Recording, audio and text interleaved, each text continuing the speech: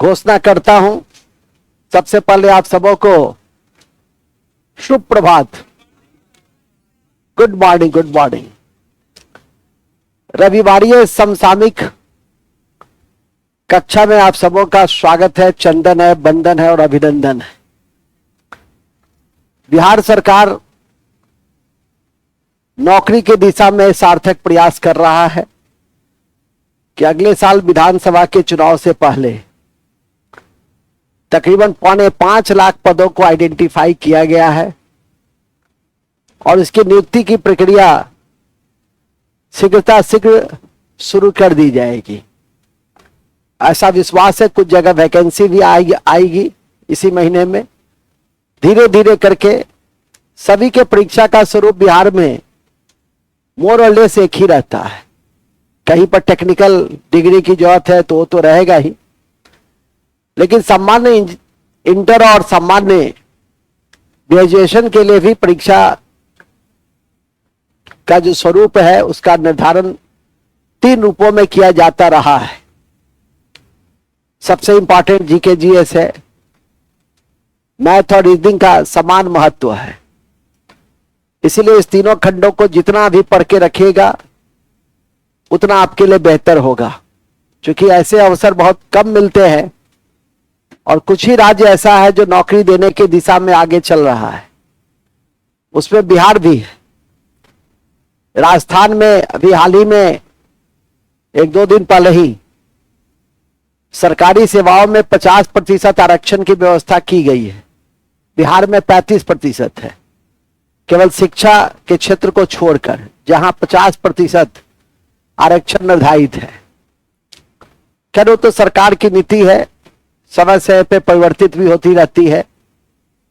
अब तो ट्रांसजेंडर को भी आरक्षण देते हैं, मतलब जो भी वर्ग पिछड़ गया विकास की दौर में, महिला को आरक्षण क्यों दिए? हजारों वर्षों से महिला विकास की दौर में पिछड़ गई, पिछड़े वर्गों को आरक्षण क्यों दिए? उसका भी लॉजिक वही है कि देश के राज्य के मुख्य धारा में लाना है और सरकारी नौकरी में आरक्षण से न केवल आर्थिक समानता आती है बल्कि सामाजिक न्याय की अवधारणा भी मजबूत होती है। तो यह सब भी एक संकल्प है जो कॉन्स्टिट्यूशनल संकल्प है, संवैधानिक संकल्प है हमारा, कॉन्स्टिट्यूशनल कमिटमेंट जिसको कहिए। नीति निर्देशक तत्व भी इस बात को प्रश्रय देता है कि सभी को समान आर्थिक अवसर उपलब्ध कराएंगे। मूल अधिकार में भी आर्टिकल 16 इस व्यवस्था को सुनिश्चित करता है कि अवसर की समता हम स्थापित करेंगे। यह और बात है कि अपवादिक उपबंध भी होता है कि सामाजिक और शैक्षणिक दृष्टि से जो पिछड़ गए हैं उन्हें आरक्षण दी जाएगी। अब तो एक और भी आरक्षण की व्यवस्था संशोधन से जोड़े गए और वह है आर्थिक आरक्षण। 103 संविधान संशोधन के माध्यम से ईडब्ल्यूएस का भी प्रावधान किया गया। मतलब हमारा उद्देश्य साफ है कि हम अपने समाजवादी लक्ष्य को कैसे पूरा करें, अमीरी और गरीबी के बीच के अंतर को कैसे कम करें, यही हमारा उद्देश्य भी है और इस दिशा में हम दृढ़ संकल्पित है, चाहे वो राज्य सरकार हो या केंद्र सरकार हो। यद्यपि केंद्र सरकार के 2 ही मुख्य पक्ष होते हैं, एक आर्थिक विकास को गतिशील बनाना। अभी एक सर्वे भी है कि भारत विश्व के उन देशों में से है जहां आर्थिक विकास दर सबसे अधिक है और 7 से 7.5, कल भी एक क्वेश्चन में बनवा रहा था, तो 7 से 7.5 आपका ग्रोथ रेट है। विकसित देशों का ग्रोथ रेट 3 और 3.5 के करीब होता है। हमारे देश में बिहार का ग्रोथ रेट, आर्थिक विकास दर सबसे अधिक है, जो डबल डिजिट में है। ठीक है, तो यह फक्र का विषय है और इस तरह से यदि हम अपने उस आर्थिक विकास दर को बना के रखें तो आने वाले समय में जो 2047 में विकसित भारत का सपना देखा गया है प्रधानमंत्री जी के द्वारा, तो मुझे उम्मीद है कि उस दिशा में हम बहुत आगे निकल जाएंगे। तो ये सब संदर्भ है। हम लोग समसामयिक कक्षा में हैं। समसामयिकी कक्षा में मैंने बताया भी था कि राष्ट्रीय और अंतर्राष्ट्रीय 2 भागों में मूलतः इस कक्षा में पढ़ना चाहिए। उसी में सारे तथ्य और अवधारणा को हम निरूपित कर डालते हैं। अदरवाइज बड़ी परीक्षा के दृष्टि से देखा जाए तो हम आर्थिक अवधारणा, आर्थिक परिदृश्य भी देखते हैं, पर्यावरणीय भी देखते हैं, संवैधानिक भी देखते हैं, विज्ञान तकनीक भी देखते हैं। तो उसके कई पक्ष को हम लोग देखने का प्रयास करते हैं। लेकिन ये बहुत बड़ी कक्षा तो है नहीं, ग्रेड 3 की कक्षा है। तो ग्रेड 3 की कक्षा के जो डिमांड्स हैं, खुश रहो, ग्रेड 3 के जो डिमांड्स हैं उसे ध्यान में रखते हुए हम 2 भागों में उन सभी तथ्यों को देख लेते हैं। पिछले सप्ताह मार्च के महीने में थे ना हम लोग, मार्च 2024 के महीने में थे, और राष्ट्रीय परिदृश्य हम लोगों ने देखा था। आप रोज तथ्यों को देखते होंगे, समसामयिक तथ्यों को अपने पास से गुजरते हुए आप देखते होंगे, समझ नहीं पाते होंगे चूंकि आपके अभी स्तर उस तरह के नहीं है। कई लड़कों का स्तर उस तरह का हो गया है, तो समझते होंगे कि इसमें कौन सा चीज का, कौन से तथ्य हमारे लिए ज्यादा महत्वपूर्ण हो सकते हैं। कल भी आज भी समाचार पत्र पढ़ा होगा, नए नए तथ्यों से राष्ट्रीय और अंतर्राष्ट्रीय परिदृश्य से आप अवगत हुए होंगे। तो आज हम लोग अंतर्राष्ट्रीय परिदृश्य में हैं। मार्च 2024 अंतर्राष्ट्रीय परिदृश्य में है। मार्च 2024 का राष्ट्रीय परिदृश्य, किसी लड़के की कक्षा छूट गई होगी किसी कारण से, हालांकि छोड़ना नहीं चाहिए। मैं हमेशा कहता हूं कि जो भी काम कीजिए रेगुलरिटी में कीजिए, तो उसका सकारात्मक परिणाम मिलने लगता है।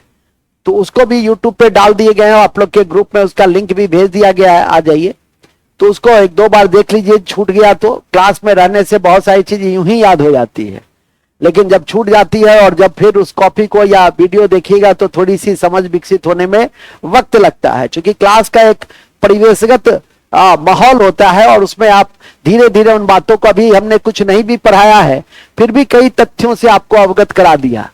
आप यदि आंख का नाक खोल के रखे होंगे तो उन तथ्यों को कैच कर लिए होंगे। 16 सबसेक्शन 4 को, संविधान संशोधन 103 को, नहीं, ये सब ऐसे तथ्य हैं जो परीक्षा में लगातार पूछे ही जाते हैं। हम लोग अंतर्राष्ट्रीय परिदृश्य में हैं। अंतर्राष्ट्रीय परिदृश्य में कल भी आपके सामने मैंने बताया था कि G7 की बैठक अभी इटली में संपन्न हुई, जहां मोदी साहब मेलोनी से मिले और विश्व के 7 विकसित देशों से, जहां विश्व के 7 विकसित देश जो औद्योगिक देश है, उन देशों के राष्ट्राध्यक्ष से भी मुलाकात हुई। चाहे वो ब्रिटेन के प्रधानमंत्री सुनक साहब हों, चाहे वो अमेरिका के राष्ट्रपति बिडेन साहब हों, सभी से उनकी अलग अलग मुलाकातें हुई। भारतीय प्रधानमंत्री का दृष्टिकोण भी आपके समक्ष रखा कि पर्यावरण संरक्षण और ऊर्जा सुरक्षा, ये 2 अहम बिंदु हैं, क्योंकि हमें यदि आगे बढ़ना है तो ऊर्जा की मांग को भी पूरी करनी है और ऊर्जा की सुरक्षा, ऊर्जा की बचत, कई ऐसी अवधारणा ऊर्जा के क्षेत्र में है। लेकिन ऊर्जा कैसी? तो ऊर्जा स्वच्छ ऊर्जा, जो सतत विकास लक्ष्य यूनाइटेड नेशन ने निर्धारित किया है 2015 में, और उसमें 17 लक्ष्य है। उसमें एक लक्ष्य यह भी है कि हम क्लीन एनर्जी कैसे डेवलप करें, और क्लीन एनर्जी का सबसे important sources non conventional energy है, जिसको हम अक्षय ऊर्जा कहते हैं, जिसको हम गैर परंपरागत ऊर्जा कहते हैं। और उसका सबसे महत्वपूर्ण स्रोत, एनर्जी का ही सबसे महत्वपूर्ण स्रोत है, वो है सूर्य। वो क्या है? सूर्य है। पवन, जो भी प्रकृति ने हमें दिया है वो सब गैर परंपरागत ऊर्जा है।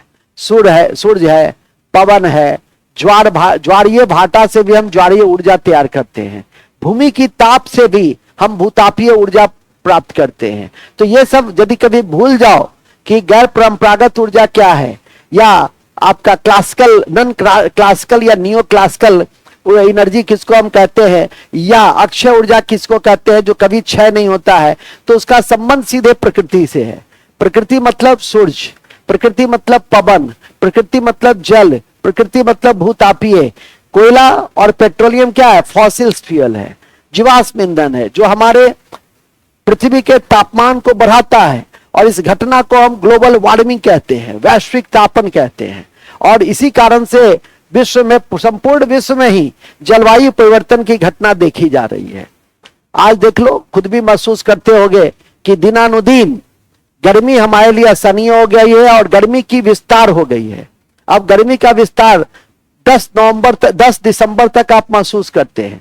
पहले दुर्गा पूजा खत्म होता था, लोग स्वेटर निकाल लेते थे। हम लोग को याद है कि स्वेटर निकाल करके और हम लोग घूमने जाते थे दुर्गा पूजा में, ठीक है कि नहीं। अब तो दुर्गा पूजा में लोग टी शर्ट और जींस पहन कर जाते हैं। और छठ में भी, पहले तो छठ में कड़कती ठंड होती थी, अब छठ में भी उस तरह के प्रभाव देखने को नहीं मिलते हैं।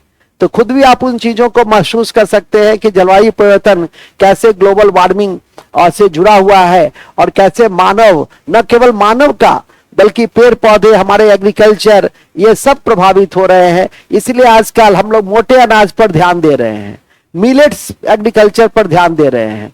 और मोटे अनाज में पानी की मात्रा कम लगती है, टेम्परेचर रेसिस्टेंस होता है और इस कारण से वो बड़ी आसानी से उसका उत्पादन किया जा सकता है। और स्वास्थ्य के दृष्टि से भी क्या है, मोटे अनाज आपके स्वास्थ्य के दृष्टि से धान और गेहूं की तुलना में ज्यादा महत्वपूर्ण होते हैं। मक्का और रागी मरुआ खाकर कोई मोटा नहीं हो सकता है, लेकिन चावल खा के ठांस भोजन चाप निद्रा करके आप मोटे हट्ठे कट्ठे हो सकते हैं। ठीक है, गेहूं में ग्लूटेमिक एसिड ज्यादा होता है तो डायबिटीज को बढ़ाने में भी उसकी भूमिका होती है।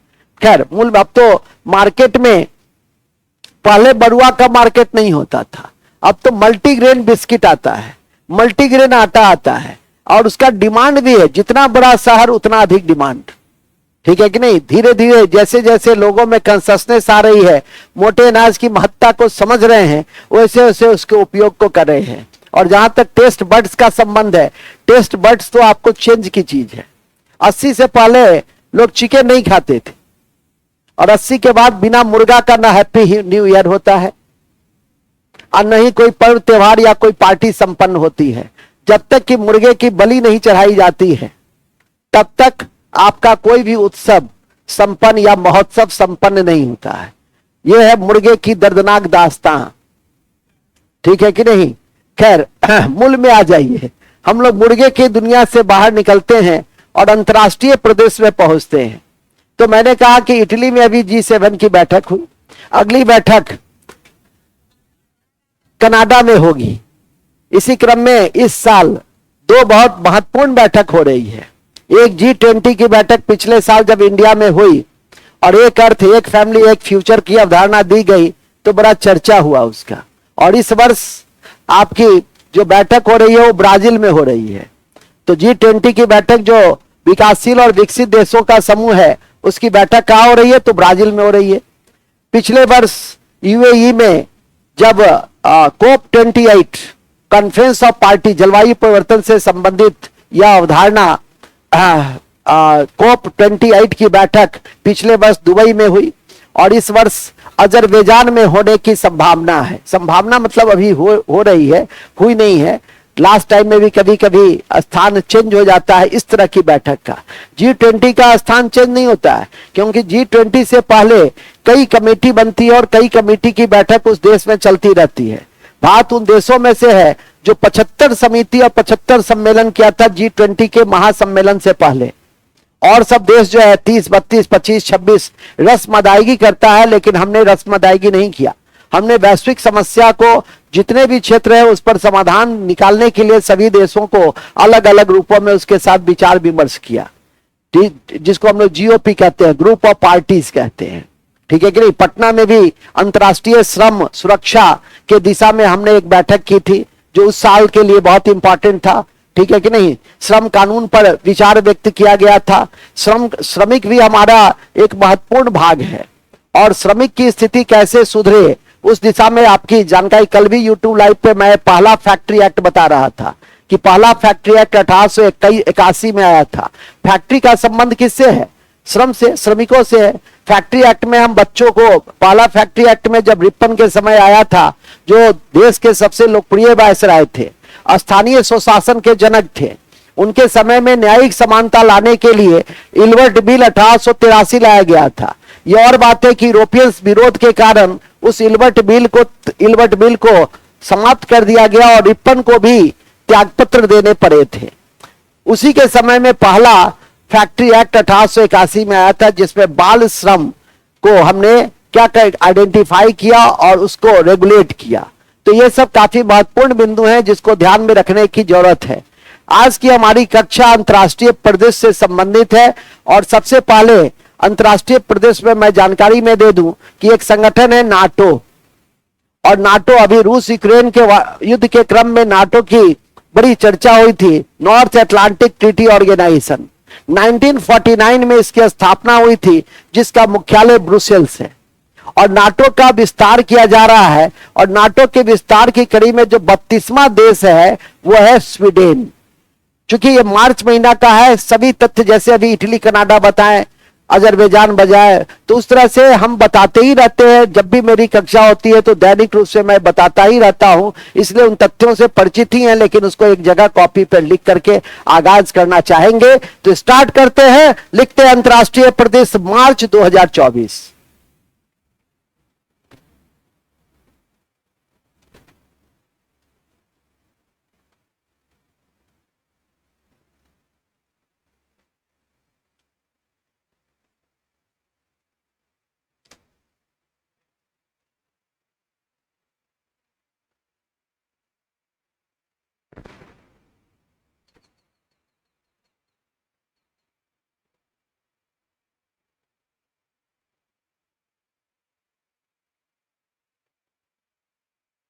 मार्च 2024, ठीक है।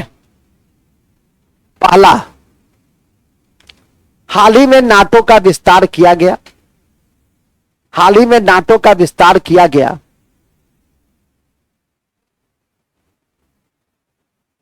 हाल ही में नाटो का विस्तार किया गया और 32वां सदस्य के रूप में, और 32वां सदस्य के रूप में, 32वां सदस्य के रूप में स्वीडन स्वीडन स्वीडन स्वीडन को मान्यता दी गई। स्वीडन को मान्यता दी गई। ये स्वीडन का जो भौगोलिक स्थिति है वो उत्तरी यूरोप में है और एक स्कैंडिनेवियन देश है। पूरे विश्व में सबसे पहले भ्रष्टाचार के ऊपर संस्थागत प्रयास करने वाला स्कैंडिनेवियन देश ही था। डेनमार्क, स्वीडन, नॉर्वे, ये सब ऐसे देश थे जिसने भ्रष्टाचार पर संस्थागत प्रयास किए, और वो भी आज से नहीं, 18वीं सदी में, 19वीं सदी के प्रारंभिक दशक में 1809 में डेनमार्क पहला देश था जिसने लोकपाल, जो आजकल की भारतीय अवधारणा है लोकपाल, ओम्बड्समैन था यूरोपियन अवधारणा, तो ओम्बड्समैन की स्थापना किया था 1809 में। और हम लोगों ने भ्रष्टाचार पे संस्थागत प्रहार करने के लिए 2013 में जब अन्ना आंदोलन की शुरुआत हुई, तब हम लोगों ने पहली बार लोकपाल के ऊपर गंभीरता से विचार विमर्श किया।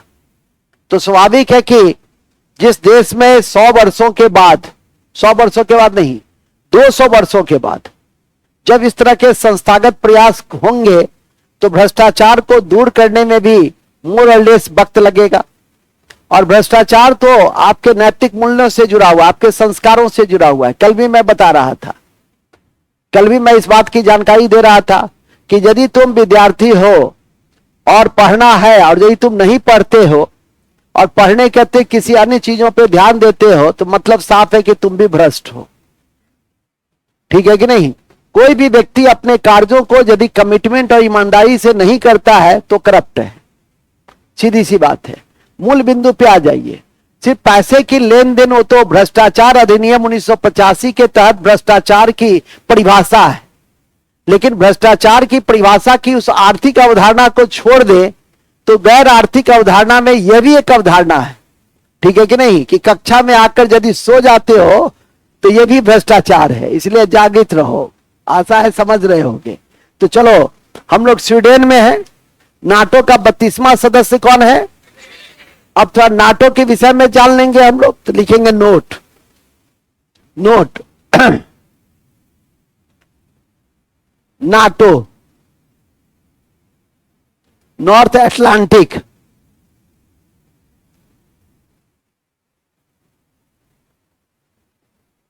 नाटो 32वां सदस्य कौन बना? स्वीडन।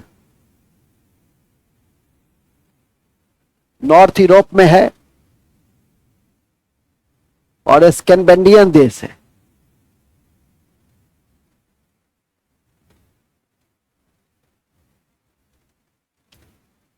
ये नाटो का पूरा नाम नॉर्थ अटलांटिक ट्रीटी ऑर्गेनाइजेशन है। इसकी स्थापना 1949 में हुई और इसका मुख्यालय ब्रुसेल्स है।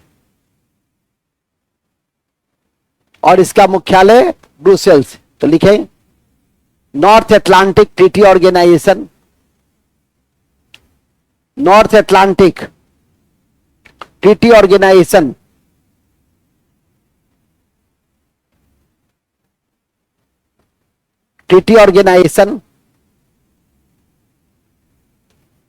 मुख्यालय,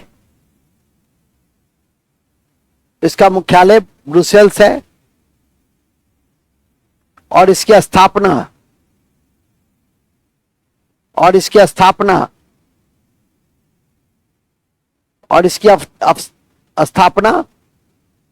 1949 में हुई थी। इसके महासचिव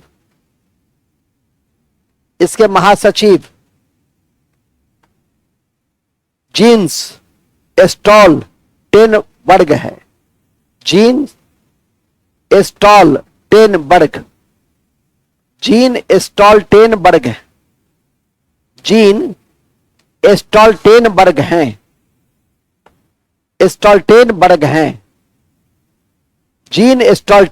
हैं। किसके? नाटो के। ये एक मिलिट्री, इसकी प्रकृति क्या है?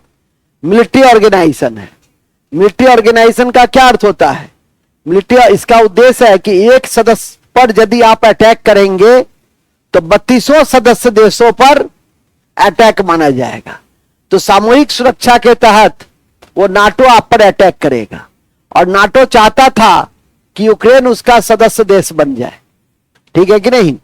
कई तरह की कठिनाई थी। रूस की आपत्ति भी इसी कारण से थी कि नाटो का इंटरफेरेंस इस क्षेत्र में काफी बढ़ रहा है और उसका उद्देश्य है कि एक देश पे आक्रमण यदि होगा नाटो के सदस्य देशों पर तो सभी देशों पे आक्रमण माना जाएगा।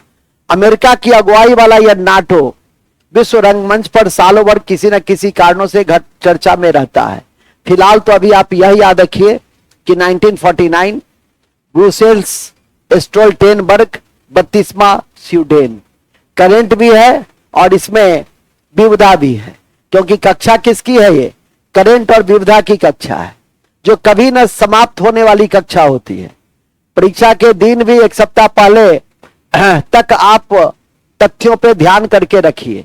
इसी कड़ी में हम चलते हैं दूसरे तथ्य में। तो लिखेंगे दूसरा तथ्य नेक्स्ट। 2024 में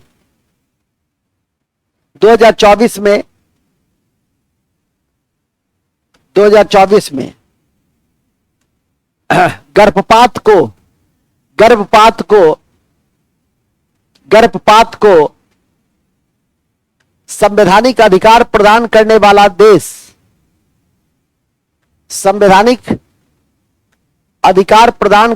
देश,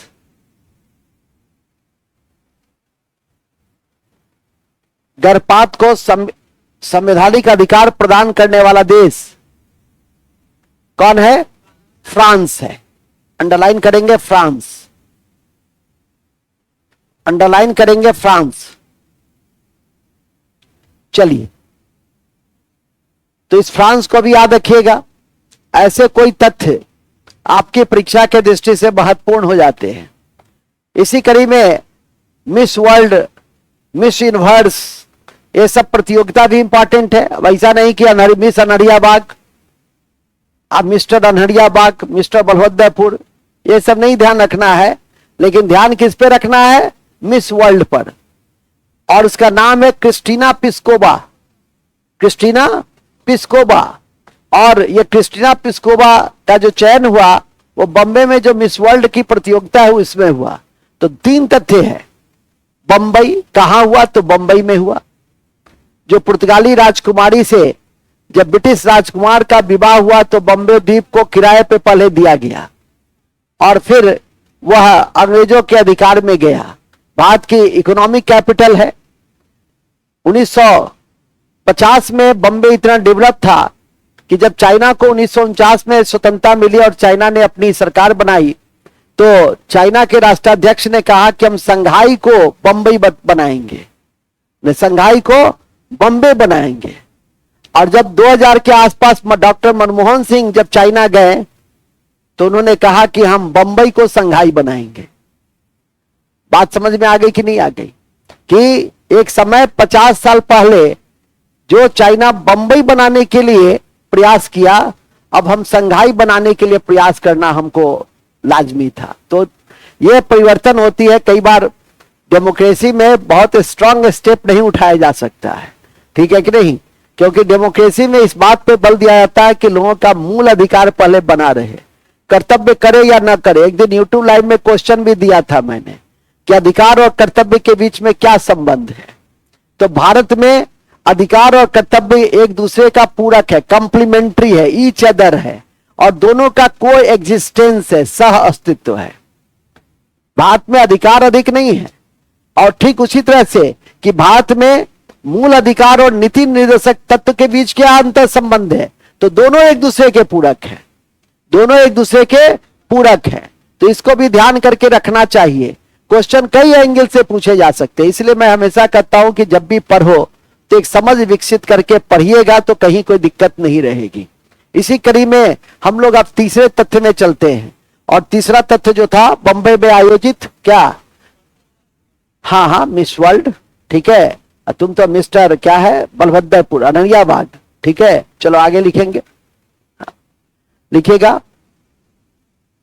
इसको लगता है कि यही मिस्टर बलभद्रपुर है। हम भी मिस्टर छपकी रह चुके हैं, मिस्टर लक्ष्मी चागर अपने जमाने में। समझा कि नहीं समझा? बात समझा? अभी भी तुम्हारे साथ हम रोड पर चश्मा उस्मा गोगल्स उगल्स लगाकर निकल जाएंगे, अथवा हिप्पी उप्पी इधर से कटा उठा लेंगे तो तुमसे कम नहीं दिखाई देंगे हम। क्या जी, बच्चा लोग गलती कर रहे हैं? वाह, इतना बड़ा जन समर्थन है, धन्यवाद। ठीक है कि नहीं? क्यों उदास है विवेक जी? इधर आइए, इधर आइए। उसको बैठने दो, इधर आओ। अरे इधर आओ ना। तुम मेरे आंखों के सामने जब रहते हो और जब मुझे घूरते हो तो मैं डर सा जाता हूं। आओ इधर आओ, घूरता है इसे करके। और इधर आओ, उधर से तुम घूर नहीं पा रहे, इधर आओ ना, इधर। क्या स्थिति है क्रिकेट का कल? अद्यतन जानकारी रखता है, क्रिकेट छोड़कर और किसी चीज की जानकारी नहीं रखता, लेकिन क्रिकेट का एकदम अद्यतन रखता है। ठीक है, कौन जीतेगा T20 इस बार? कहा नहीं जा सकता है। ठीक है, वाह, अच्छा कमेंट किया। एक तो चंदू बोर्ड था, कमेंट्री किया करते थे, तो बड़ा अच्छा कहा। पहले रेडियो पे कमेंट्री आती थी, तो कहा कि उससे पूछा कि चंदू भाई आप अपना एक्सपर्ट कमेंट्री दीजिए कि ये मिस मैच का क्या है, शुरू हो गया। तो उन्होंने कहा कि मुझे ऐसा लगता है कि या तो ये मैच भारत जीतेगा या पाकिस्तान जीतेगा या ड्रॉ हो जाएगा। गधे, तो तुमने एक्सपर्ट कमेंट्री क्या किया? वही करता है ये। ठीक है, चलिए आगे चलिए। नेक्स्ट बॉम्बे में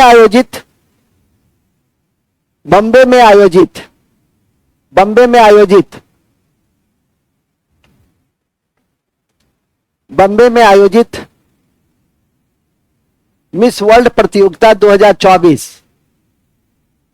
मिस वर्ल्ड प्रतियोगिता 2024, मिस वर्ल्ड प्रतियोगिता 2024 में चेक गणराज्य की सुंदरी, चेक गणराज्य की, चेकोस्लोवाकिया को चेक गणराज्य कहते हैं। हाँ, चेक गणराज्य की सुंदरी, चेक गणराज्य की सुंदरी क्रिस्टीना पिस्कोवा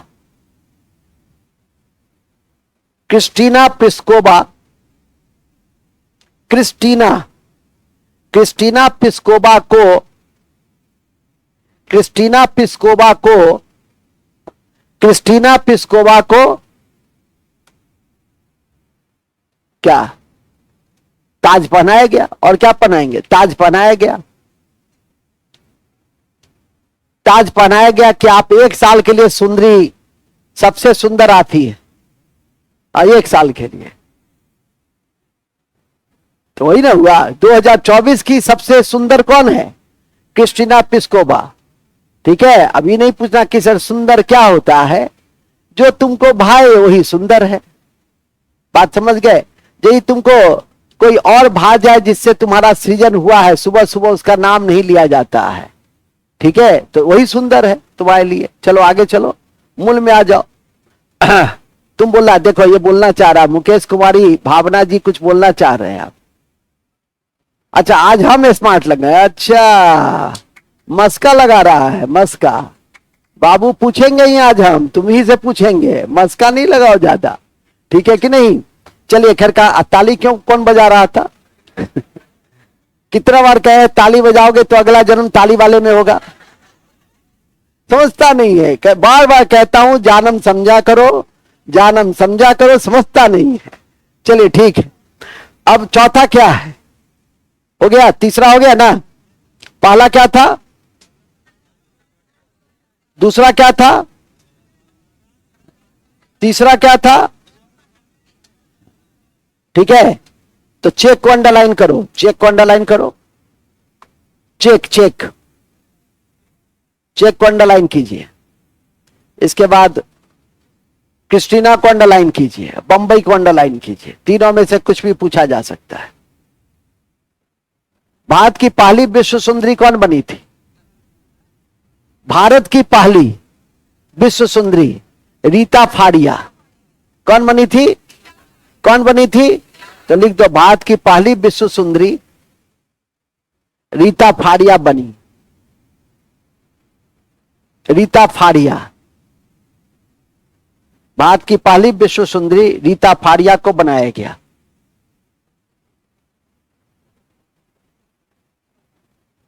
रीता फाड़िया लिखो ना, रीता फाड़िया को बनाया गया। चलो नेक्स्ट, G20 की बैठक 2025 में, 2024 में, G20 की बैठक 2024 में, G20 की बैठक 2024 में, 2024 में ब्राजील में होगी। ब्राजील में होगी। कहां होगी? ब्राजील में होगी। याद रखिएगा, पिछले वर्ष यह बैठक कहां हुई थी? नोट लिखिए। G20 की स्थापना 1999 में, 1999 में हुई। यह विकसित और विकासशील देशों का एक समूह है। यह विकसित और विकासशील देशों का एक समूह है। विकसित और विकासशील देशों का एक समूह है।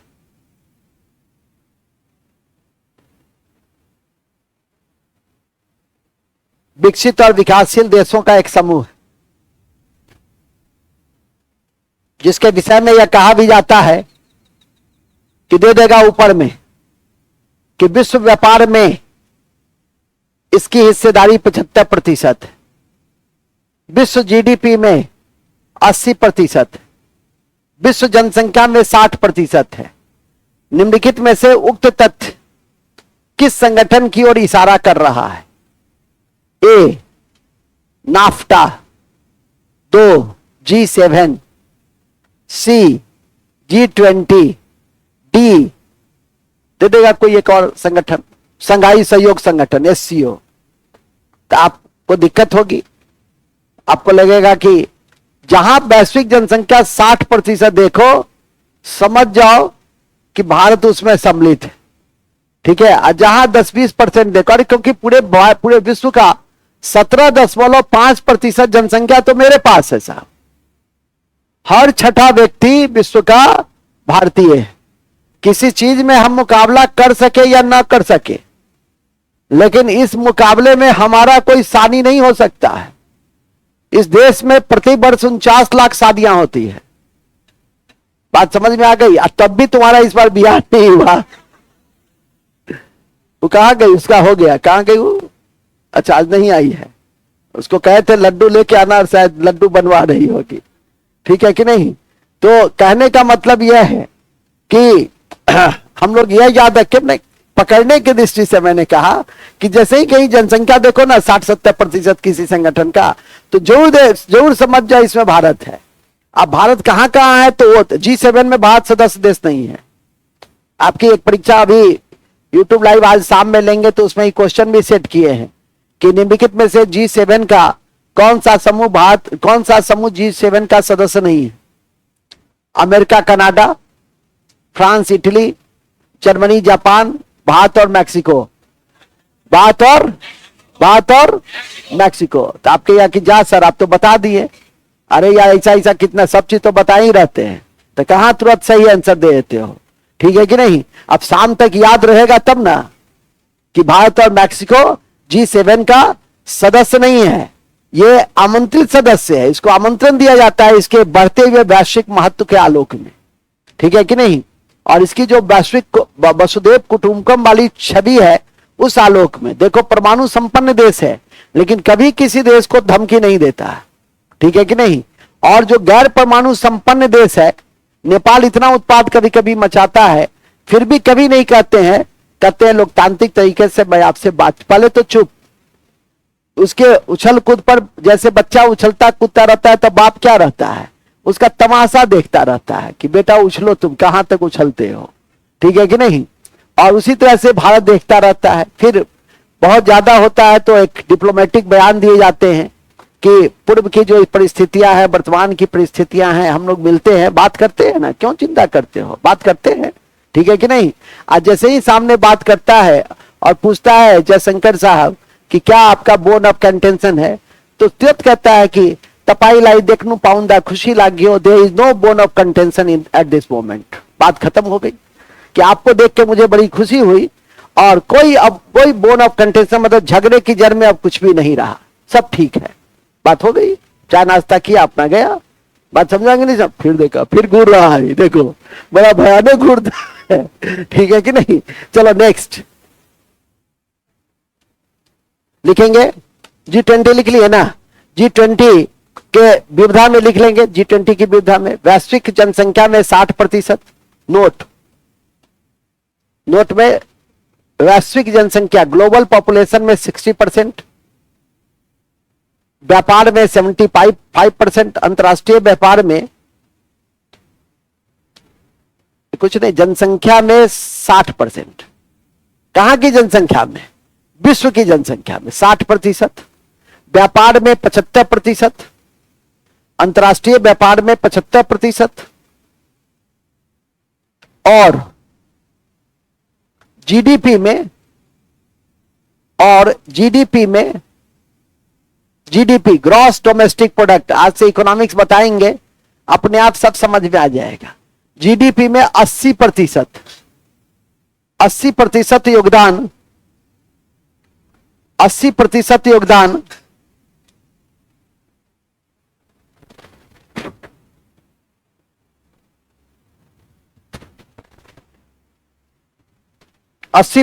योगदान किसका है? G20 का है।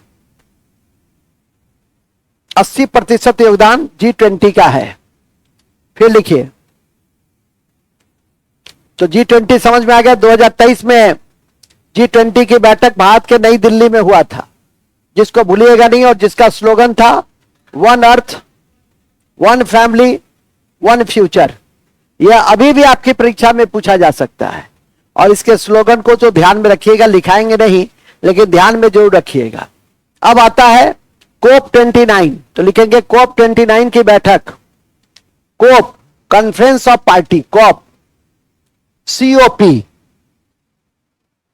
29 की बैठक, COP 29 2024 की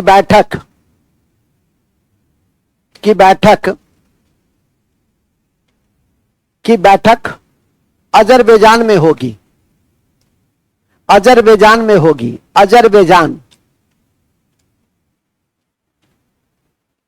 अजरबैजान में होगी। उठो मिस्टर जीएन झा। अजरबैजान क्यों प्रसिद्ध है? Very good. कौन सी उसकी राजधानी है? Very good. अजरबैजान की बाकू तेल के लिए प्रसिद्ध है। कौन सा तेल? सरसों का तेल, पेट्रोलियम तेल। तो अजरबैजान के राजधानी बाकू को तेल के लिए कभी नहीं भूलिएगा। बैठो, वेरी गुड, ठीक है। तो ये परीक्षा के दृष्टि से बहुत महत्वपूर्ण है। उठो, एक बार फिर से उठो। तो दार ए सलाम बंदरगाह हाल ही में चर्चा में रहा, जहां अडानी समूह उस बंदरगाह को आधुनिक बना रहा है। यह दार ए सलाम बंदरगाह किस देश में है? इस महीना का चर्चित तथ्य है। हेलो, हाँ जी, गुड मॉर्निंग। चालू करेंगे जुलाई में, चालू करेंगे। ठीक है, जून में तो अब परीक्षा का तिथि निकलेगा, थोड़ा सा संभावना, अब संभावना बना है तब मैं शुरू करेंगे, ठीक है। अच्छा, अभी आपका बकवास सुनने के लिए मेरे पास समय नहीं, क्लास में है, इसके लिए 10 बजे बात कीजिए। जब शुरू करेंगे आइएगा। हाँ, कहाँ है? कौन बताएगा जी? ललित बाबू आए हैं, इनको देखे तो थे, यही तो है शायद। हाँ, खड़े होइए। नौकरी का बहार है, बिहार में नीतीश कुमार है। हाँ, एनम में। अरे वाह, एनम की राजधानी कहाँ है? वाह, बहुत बढ़िया। सना। तुम्हारे बगल में कौन बैठा है? दिलीप जी हैं, प्रदीप जी हैं, ये दिखाई दे रहे हैं? हाँ, दिखाई तो दे रहा है। बताइए प्रदीप जी। भावना जी इजराइल। अच्छा, और कौन जी बताएंगे? कौन बताए जी?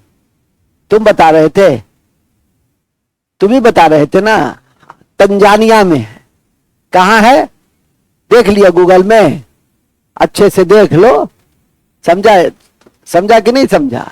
तो दार ए सलाम बंदरगाह कहां है? तंजानिया में। कॉपी के ऊपर में लिख लो, बैठ जाओ, कॉपी के ऊपर में लिख लो दार ए सलाम बंदरगाह। कॉपी के ऊपर में लिखना दार, पहले लिखो ना दार, दारू हटा दो, रू हटा दो, दार लिख दो। दार ए सलाम, दार ए सलाम बंदरगाह तंजानिया में है। दार ए सलाम बंदरगाह तंजानिया में है, जिसे अडानी ग्रुप ने आधुनिकीकृत किया। जिसे अडानी ग्रुप ने मॉडर्नाइज किया, आधुनिकीकृत। मॉडर्नाइज लिखो या आधुनिक बनाया।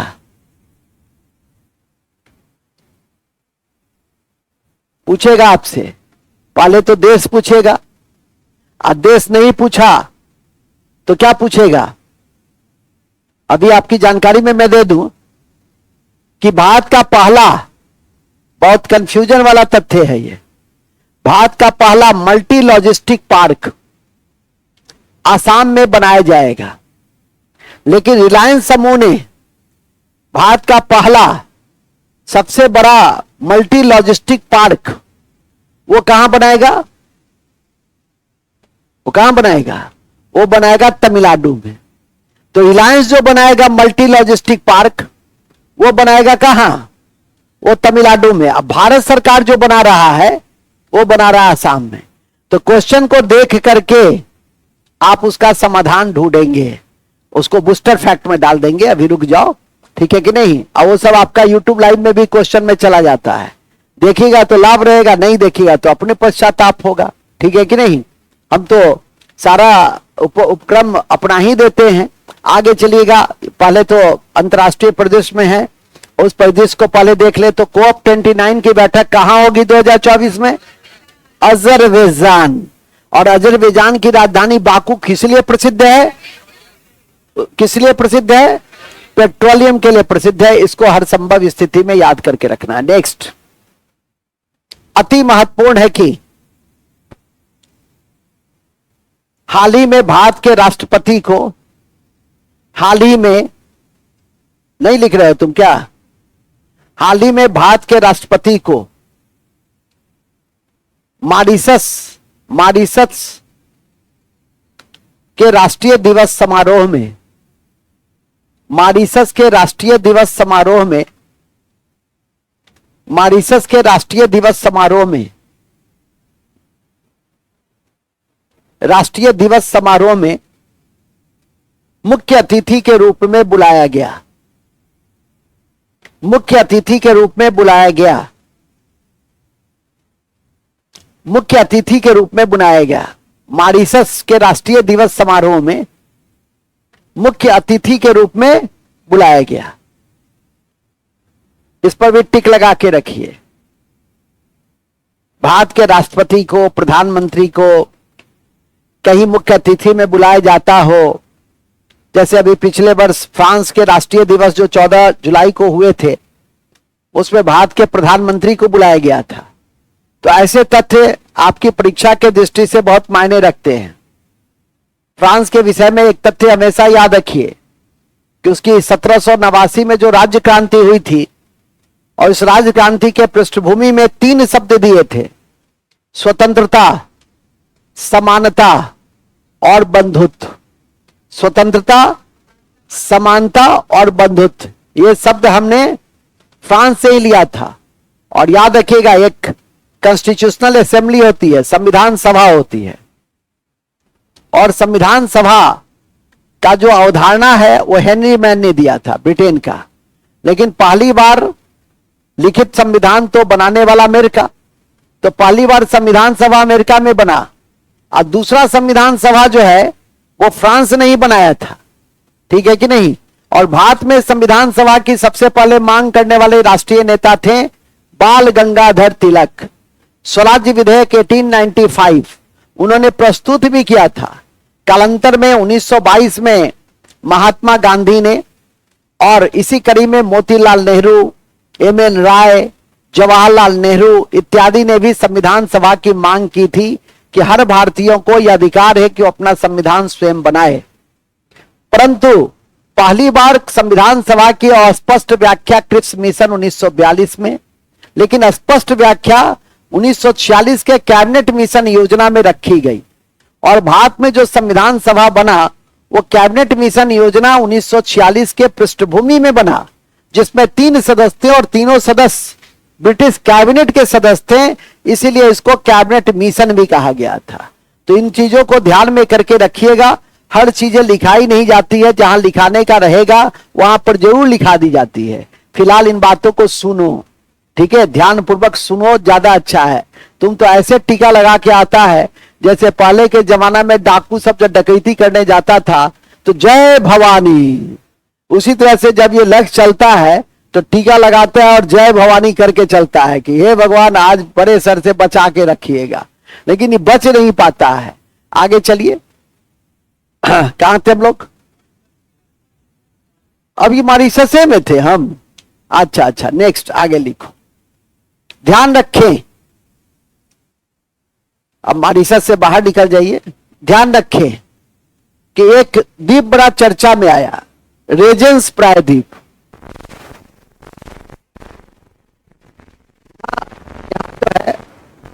यहां जो है लगातार रेजेंस प्रायद्वीप में लगातार ज्वालामुखी के विस्फोट हुए, और इस विस्फोट के कारण वहां आपातकाल लगा दिया गया। हम लोग के यहां तो आपातकाल लगता है अनुच्छेद 352 से 360 में 3 रूपों में। एक राष्ट्रीय आपातकाल है, दूसरा संवैधानिक तंत्र विफल हो जाए तो 356 लगता है राज्य में, और 352 देश, पूरे देश या देश के किसी एक भाग में युद्ध, बाहरी आक्रमण की स्थिति या सशस्त्र विद्रोह की स्थिति में हम लगा सकते हैं, जो अब तक 3 बार लगाए गए हैं। 356 125 बार से अधिक लगाए गए हैं। और तीसरा है वित्तीय आपातकाल, और वित्तीय आपातकाल एक बार भी नहीं लगाया गया अनुच्छेद 360 के तहत, एक बार भी अभी तक नहीं लगा है। हम लोग के यहाँ इस तरह के प्रावधान नहीं है कि ज्वालामुखी विस्फोट हो जाए और आपातकाल लगा दें। तो आपातकाल यहाँ लगा कहां? आइसलैंड में। उत्तरी आइसलैंड में ज्वालामुखी विस्फोट हुआ तो आपातकाल लगा दिया। तो लिखेंगे हाल ही में चर्चित रेजेंस प्रायद्वीप में विस्फोट के बाद, ज्वालामुखी विस्फोट के बाद, ज्वालामुखी विस्फोट के बाद, ज्वालामुखी विस्फोट के बाद, ज्वालामुखी विस्फोट के बाद आइसलैंड में, आइसलैंड में आपातकाल लगा दिए गए। आइसलैंड में आपातकाल लगा दिए गए।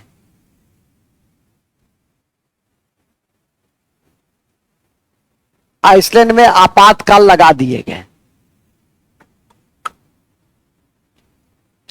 आइसलैंड के विषय में दो बातें याद रखना, परीक्षा में पूछा जाता है। विश्व का सबसे शांति प्रिय देश है। वर्ल्ड पीस इंडेक्स हाल में जारी किया गया, उसमें सबसे शीर्ष स्थान पे आइसलैंड है। ठीक है कि नहीं? और याद रखिएगा, भारत वगैरह शांत देशों में आता है, बहुत शांति प्रिय देश में नहीं आता है। अभी तो 4 दिन पहले ही एक आंकड़ा जारी किया गया है WEF के द्वारा, वर्ल्ड इकोनॉमिक फोरम के द्वारा, जिसको हम लोग हिंदी में कहते हैं विश्व आर्थिक मंच। और उसने एक आंकड़ा जारी किया, वर्ल्ड जेंडर गैप इंडेक्स, मतलब वैश्विक लैंगिक अंतराल, लिंग के आधार पर भेदभाव। ऐसे में भारत जो है वो 129 पे है, 129वां पे है। 100 पहले था 127 पे, अब हो गया है 129 पे। तो हमारे यहां बच्चियों के साथ ज्यादा भेदभाव होता है। तुम लोग को खाना पहले खिला दिया जाता होगा, बहन को बाद में। ठीक है कि नहीं? पिताजी पहले खा लेते होंगे, माताजी बाद में। तो इस तरह का भी भेदभाव हर छोटे बड़े बिंदु पे आप देख सकते हैं। बड़े समारोह स्कूल में होते थे तो आपका काम होता था मल्टी डायमेंशनल, और लड़की का काम एक ही रहता था, एक गाना गाने में, स्वागत गान, मारो देश पधारो अतिथि आवो 10 लड़की खड़ी हो जाती थी, मारो देश पधारो अतिथि आवो हो, गाना शुरू हो जाता था। ठीक है कि नहीं? तो जितना हल्का काम था, ये सब भेदभाव था। लेकिन उस समय आपकी समझ नहीं होती थी, और आज के समय में तो आप भारी काम को करते ही हैं और देश का नाम रोशन करते ही हैं। मारो देश पधारो अतिथि आवो हो से हम बाहर निकल चुके हैं। आप आगे लिखिए, नेक्स्ट। और लिख दो, ये नोट में लिख दो, नेक्स्ट। बुरा लग रहा है ना? लग रहा होगा, हम समझ रहे हैं, क्या करोगी? ठीक है लिखेंगे, विश्व आर्थिक मंच के द्वारा जारी, विश्व आर्थिक मंच के द्वारा जारी, विश्व आर्थिक मंच के द्वारा जारी, विश्व आर्थिक मंच के द्वारा जारी वैश्विक लैंगिक अंतराल, लैंगिक अंतराल, वर्ल्ड जेंडर गैप इंडेक्स, वैश्विक लैंगिक अंतराल, वैश्विक, जो हिंदी में लिखना है तो हिंदी में लिखो, अंग्रेजी में लिखना अंग्रेजी में लिखो, हम तो दोनों भाषा बोल दिए हैं। वैश्विक लैंगिक अंतराल में भारत का स्थान 129वां है, 129वां है। विश्व का सबसे शांत देश, नेक्स्ट पॉइंट, आइसलैंड। विश्व का सबसे शांति प्रिय देश,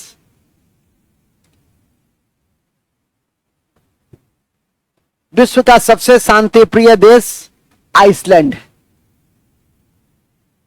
आइसलैंड है। ठीक है, याद रखिएगा, सबसे शांति प्रिय देश। और आपके जीवन में सबसे शांति कहां रहती है? श्मशान में। लेकिन श्मशान की शांति अच्छी नहीं होती है, हमेशा ध्यान रख। बहुत ज्यादा जीवन में शांति रहे वो भी ठीक नहीं है। तो जीवन में अशांति रहेगा तभी थोड़ा सा आप संघर्षशील रहिएगा तो मजा आएगा, तब जीवन में मजा आएगा। अब बहुत शांति से भी मजा नहीं आता है। देखते हो कंपटीशन compete करते हो तो कितनी खुशी मिलती है। सिर्फ परीक्षा अच्छा चला जाता है तो मन करता है कि किसको कहें कि मेरा परीक्षा बहुत अच्छा गया है, और जब रिजल्ट आ जाता है और तुम्हारे पक्ष में जाता है तब तो वह दिन तुम्हारे लिए सबसे खुशी भरा दिन होता है। ठीक है कि नहीं। मूल बिंदु पे आ जाइए। मूल बिंदु हमने बताया, वैश्विक लैंगिक अंतराल में भारत का स्थान 129, और यह इंडेक्स कौन जारी करता है? तो विश्व आर्थिक मंच जारी करता है। यह सभी परीक्षा में पूछता है कि कोई इंडेक्स है तो किसके द्वारा जारी की जाती है, और यदि महत्वपूर्ण संस्था जारी करता है तब तो निश्चय रूप से आप उसको याद करके रखिए तो अच्छा रहेगा। जैसे विश्व विकास रिपोर्ट है, वर्ल्ड बैंक जारी करता है, तो वो सब तो इकोनॉमिक्स में आप पढ़ते ही हैं, तो ध्यान में करके रखिए। फिलहाल आगे चलिए। नेक्स्ट अति महत्वपूर्ण है कि अंतर्राष्ट्रीय युवा विश्व सम्मेलन, अंतर्राष्ट्रीय युवा विश्व सम्मेलन 2024 में, अंतर्राष्ट्रीय युवा विश्व सम्मेलन, अंतर्राष्ट्रीय युवा विश्व सम्मेलन 2024 में 2024 में रूस के सिरियूस, रूस के किस स्थान पर? सिरियूस,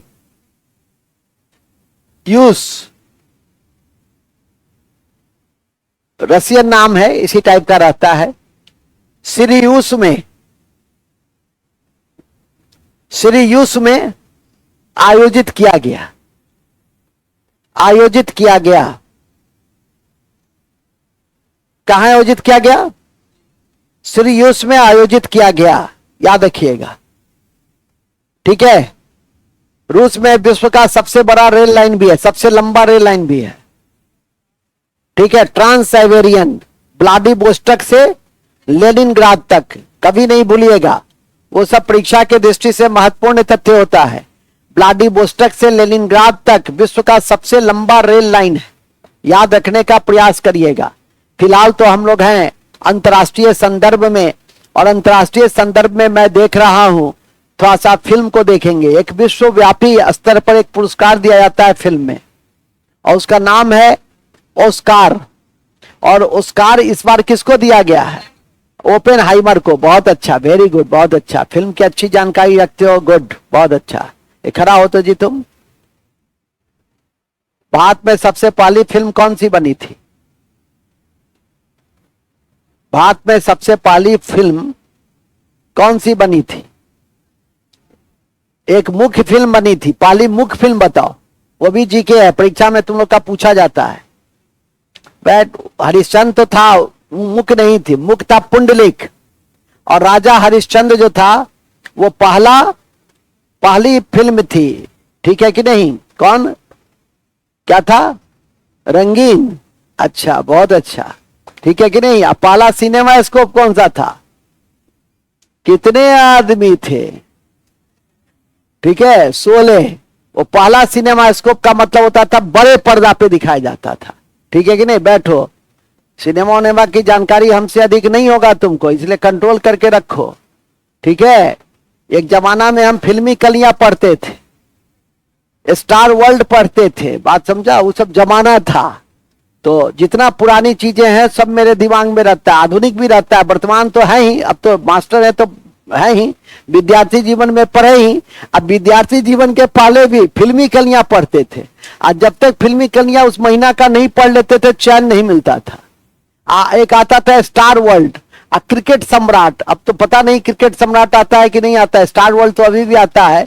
तो ये सब पत्रिका पढ़ते थे, तब लगता था हाँ अब जाके मेरा ज्ञान ठीक हो रहा है। बाद में पता चला कि अरे अब तो हम तो अब पता चलता है कि हम तो भटक गए थे, लेकिन भटक के फिर यहां लटक गए। आगे लिखो, लिखो नेक्स्ट। खूब सोता है, खूब आराम करता है, एकदम आनंद में रहता है, आंखें बंद करता है फिर खोलता है। ठीक है, देखता है, हम जब उधर देखते हैं तो आंखें बंद कर लेता है, जब इधर देखते हैं तो आंखें, टाइमर लगाए हुए है। नेक्स्ट, ऑस्कर सिनेमा, ऑस्कर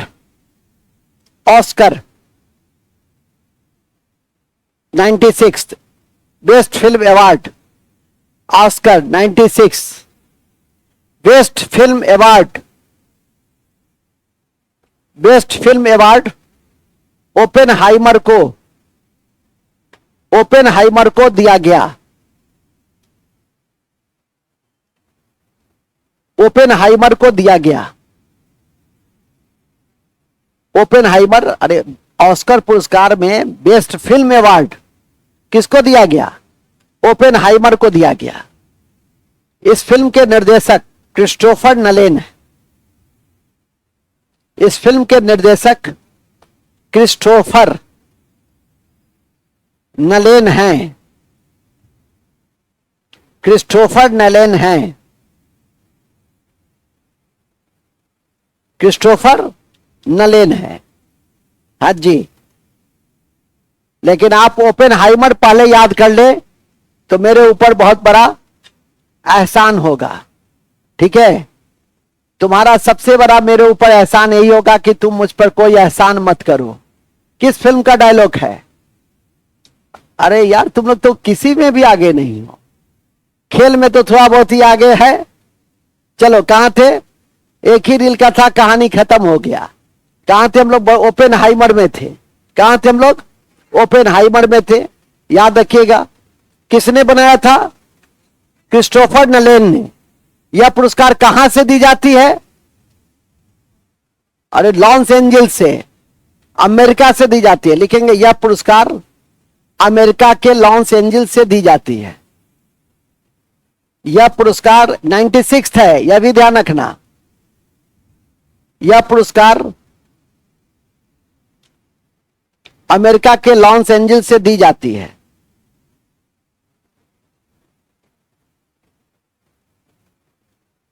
ठीक है, अमेरिका के लॉस एंजल्स, इंडिया में नहीं है, अमेरिका में है। ठीक है, हाँ। चलिए, और लॉस एंजल्स को ऐसे भी फिल्म सिटी के रूप में जानते हैं। हम लोग के यहां देश का पहला सोलर सिटी कौन बना है? सांची। देश का पहला सोलर सिटी सांची को बनाया गया है, याद करके रखिएगा। ठीक है कि नहीं? और पहला बनारस है जहां रोपवे की शुरुआत की जा रही है। शहरी रोपवे बनाने वाला देश का पहला शहर कौन है? वाराणसी। ठीक है कि नहीं? तो याद करके रखिएगा। इन सब बिंदुओं को पहले कॉपी के ऊपर में लिख लो। देश का पहला सोलर सिटी सांची है। कॉपी के ऊपर में जितना बकवास बोले बीच में, उसको कॉपी के ऊपर में लिख देना है। सब बकवास से तो लिखने की क्या जरूरत है? नहीं लिखो। परीक्षा भवन में जब बैठोगे तब समझ में आ जाएगी। देश का पहला सोलर सिटी सांची है, मध्य प्रदेश। सांची, मध्य प्रदेश। पीछे का लड़का सांची ही लिखेगा, न कि चाची लिख लेगा। सांची।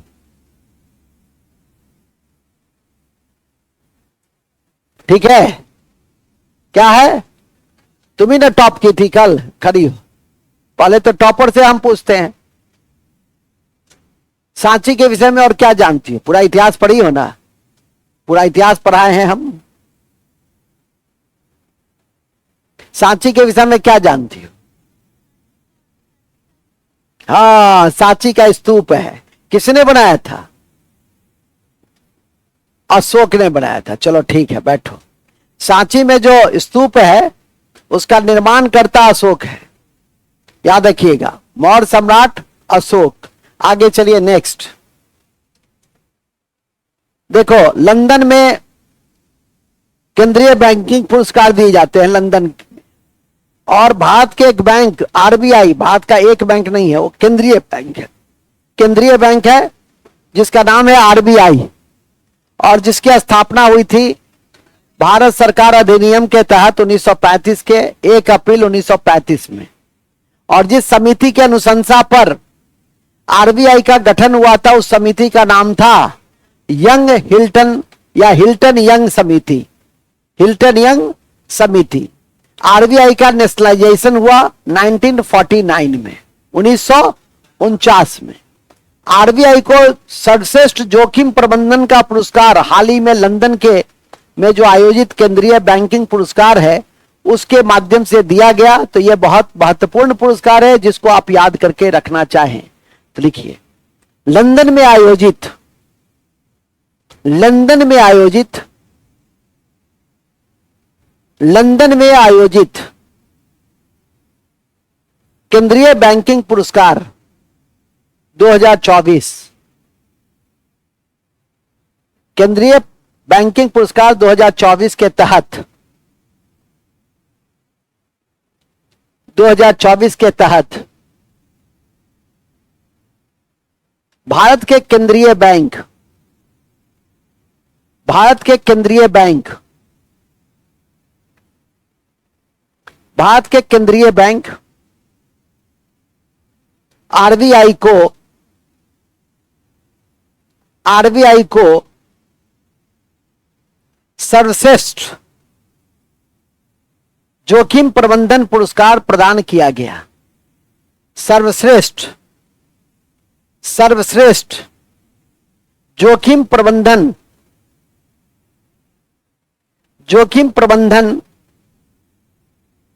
पुरस्कार प्रदान किया गया। जोखिम प्रबंधन पुरस्कार प्रदान किया गया। ठीक है। नोट, आरबीआई की स्थापना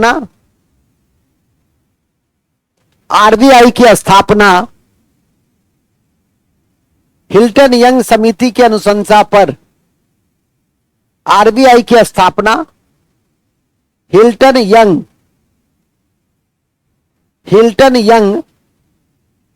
समिति की अनुशंसा पर, हिल्टन यंग समिति की अनुशंसा पर, हिल्टन यंग समिति की अनुशंसा पर 1 अप्रैल 1935 को की गई। 1 अप्रैल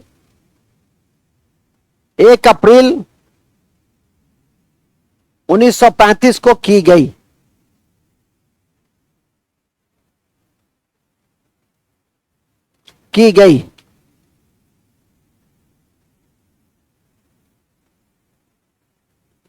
ठीक है। क्या की गई?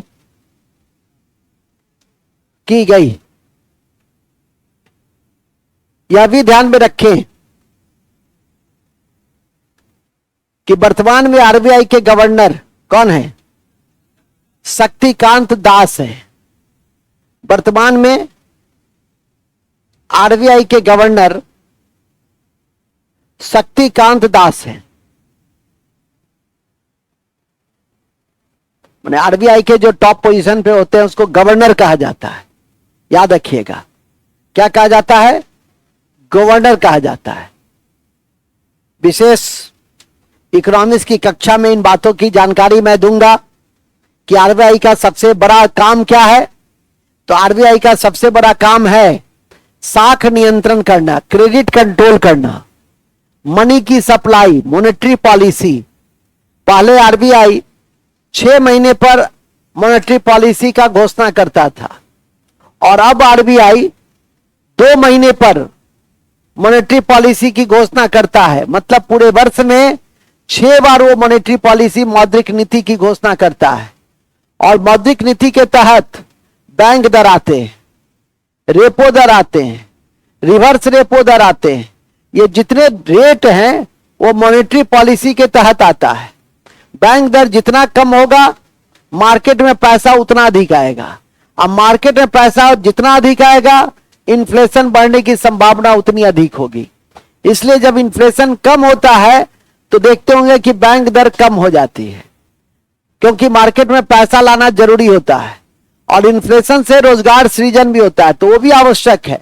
विशेष जानकारी www.economics.com में आप संपूर्णता से देखने का प्रयास करेंगे। जब वो चैप्टर आएगा तो उसको पढ़ेंगे। फिलहाल इतनी बात भी याद करके ध्यान में रख लें कि मौद्रिक नीति 2 महीने पे जारी होती है, आरबीआई जारी करता है। ठीक है। मॉनेटरी पॉलिसी के तहत बैंक दर, रेपो दर, रिवर्स रेपो दर इत्यादि आते हैं। इतना भी पच जाए, ठीक है कि ना, तो वो भी अपने आप में बहुत होगा। इसी क्रम में आज के अंतिम तथ्य हैं अंतरराष्ट्रीय परिदृश्य में, जिसको ध्यान में रखिए, लिखेंगे, भूलेंगे नहीं। अंतरराष्ट्रीय महिला न्यायाधीश दिवस, अंतरराष्ट्रीय महिला न्यायाधीश दिवस अंतर्राष्ट्रीय महिला न्यायाधीश दिवस 10 मार्च को 10 मार्च को 10 मार्च को और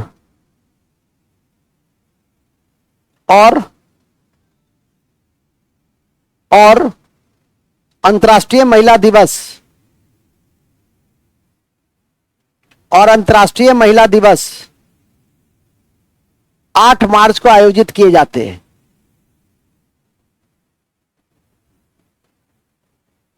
8 मार्च को आयोजित किए जाते हैं। ठीक है, अंतर्राष्ट्रीय महिला दिवस 8 मार्च को आयोजित किए जाते हैं।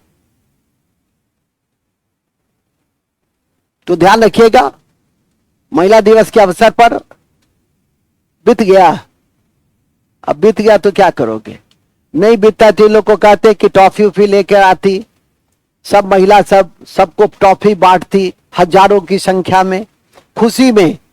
ठीक है कि नहीं, महिला दिवस मनाने से महिला की स्थिति में बदलाव आए हैं। ठीक है, अब 50% आरक्षण तक पहुंचे, इससे अच्छी बात और क्या हो सकती है कि सरकारी सेवा हो कि गैर सरकारी सेवा हो, हर जगह आपके माहौल बने हुए हैं। हम तो कई उच्च स्तरीय बैठक में रहते हैं और देखता हूं कि हमेशा यदि पुरुष को कहीं पर बोलना है, महिला को बोलना है, तो सबसे पहले महिला को तवज्जो दिया जाता है। हम लोग भी देते हैं कि नहीं नहीं, पहले तुम रुको, तुम बैठो, तुम बोलो। ठीक है कि नहीं, तो उसको तवज्जो दी जाती है। अब तुम लोग की स्थिति तो बहुत कमजोर हो गई है। अब ऐसा नहीं कि तुम लोग या भगवान से जाके प्रार्थना करो कि हे भगवान हम लोग को कुछ नहीं चाहिए, अगला जन्म में पुरुष से मुक्ति चाहिए। ठीक है कि नहीं, तो ऐसा नहीं मांग लेना, जिस जन्म में हो, जहां भी हो, जिस रूप में भी हो, सर्वश्रेष्ठ हो। ठीक है, हीनता का भाव मत रखो। आगे चलो, नेक्स्ट कहां थे हम लोग। आजकल आर्टिफिशियल इंटेलिजेंस का जमाना है और आर्टिफिशियल इंटेलिजेंस को एक अंतर्राष्ट्रीय एयरवेज ने अपने हवाई जहाज में उसको इंट्रोड्यूस किया है और एयर होस्टेस जो है, फर्स्ट एयर होस्टेस की नियुक्ति की है, जिसका नाम है समा 20, जिसका नाम है समा 20। तो पूछेगा कि किस देश के एयरवेज ने अपने हवाई जहाज में आर्टिफिशियल इंटेलिजेंस आधारित फर्स्ट एयर होस्टेस को इंट्रोड्यूस किया। नाम क्या, जय हिंद समा। तो लिखिए, कतर एयरवेज ने, कतर एयरवेज ने हाल ही में, कतर एयरवेज ने हाल ही में पहली आर्टिफिशियल इंटेलिजेंस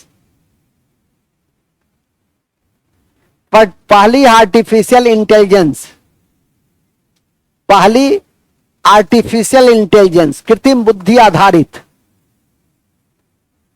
पहली आर्टिफिशियल इंटेलिजेंस कृत्रिम बुद्धि आधारित,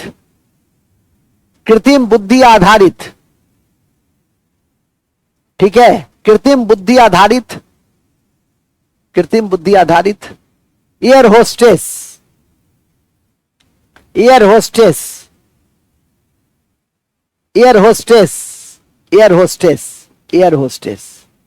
समा 20 को इंट्रोड्यूस किया गया, शुरू किया गया, इंट्रोड्यूस किया गया, जो लिखना लिख सकते हैं, को इंट्रोड्यूस किया गया।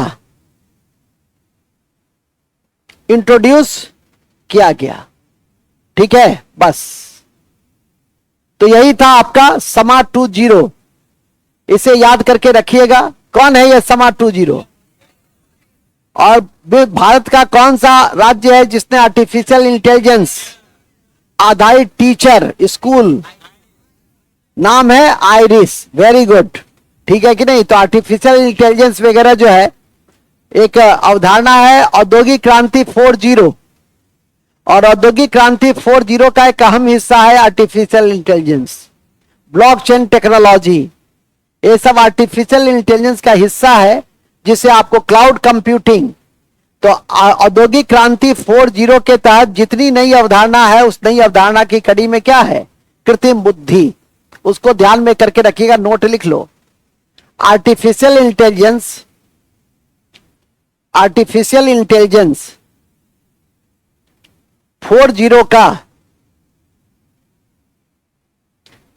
का सबसे महत्वपूर्ण भाग, सबसे महत्वपूर्ण भाग, सबसे महत्वपूर्ण भाग आर्टिफिशियल इंटेलिजेंस है। आर्टिफिशियल इंटेलिजेंस है, आर्टिफिशियल इंटेलिजेंस है। खत्म। अब इन्हीं शब्दों के साथ हमारा मार्च का महीना क्या हो गया? समाप्त हो गया। और जब भी कोई पाठ समाप्त होता है तो हम लोग क्या पढ़ते हैं? तो बूस्टर फैक्ट। तो लिखेंगे बूस्टर फैक्ट।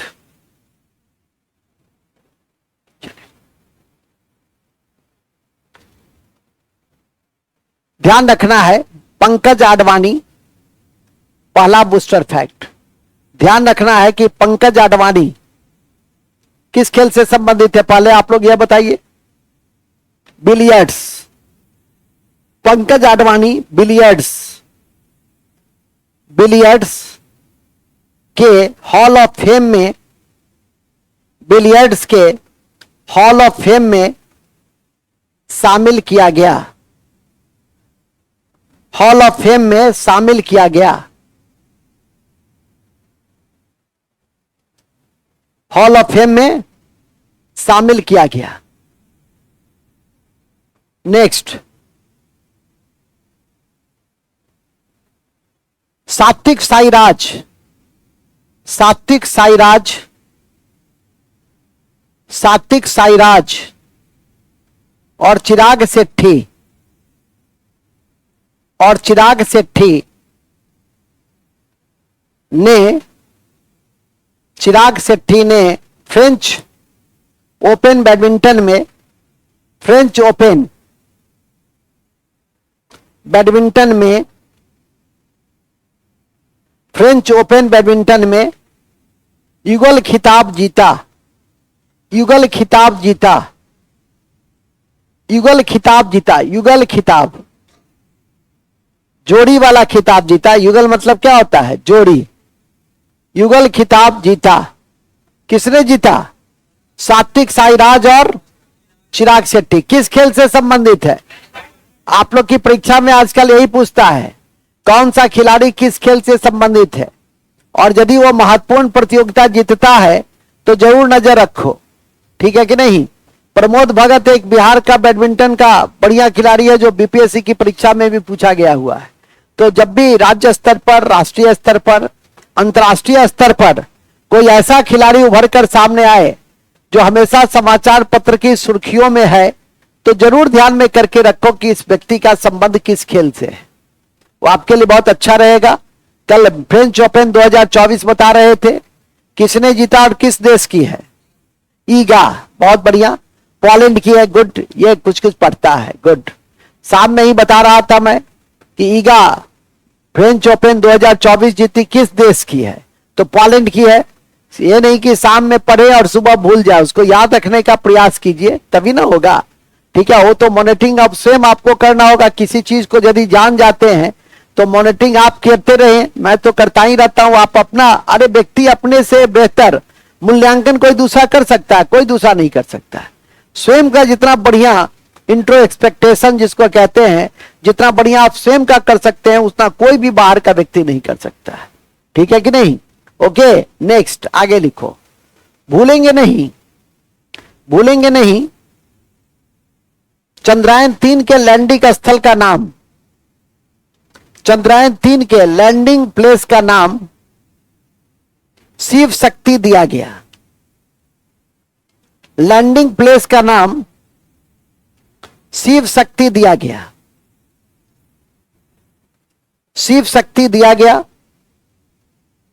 वो सॉफ्ट लैंडिंग प्लेस है जहां चंद्रयान 3 सबसे पहले उतरा था। और विक्रम लैंडर से उतरा था, याद रखिएगा। उस प्लेस का नाम दिया गया शिव शक्ति। और 23 अगस्त को विश्व अंतरिक्ष दिवस मनाने का फैसला किया गया। विश्व नहीं, भारतीय अंतरिक्ष दिवस मनाने का फैसला किया गया, वो भी लिख देना। 23 अगस्त को राष्ट्रीय अंतरिक्ष दिवस मनाने का फैसला किया गया। राष्ट्रीय अंतरिक्ष दिवस मनाने का फैसला किया गया।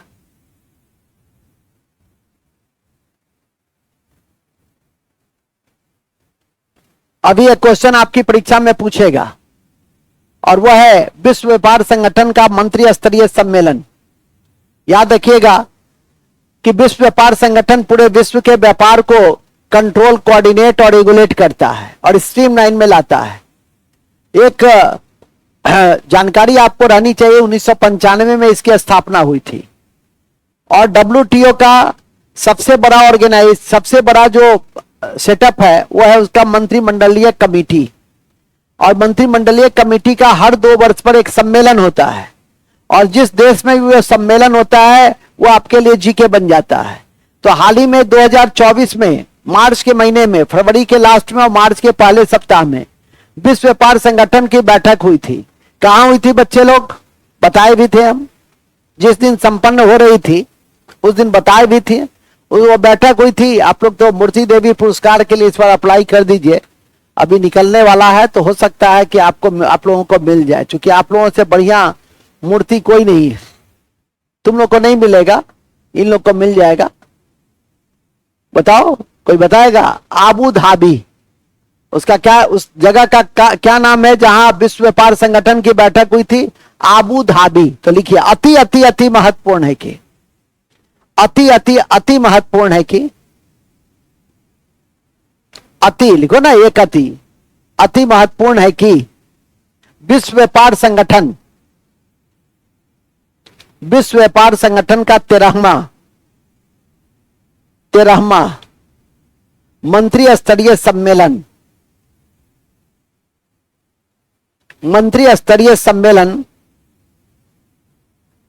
संयुक्त अरब अमीरात के मंत्री स्तरीय सम्मेलन संयुक्त अरब अमीरात के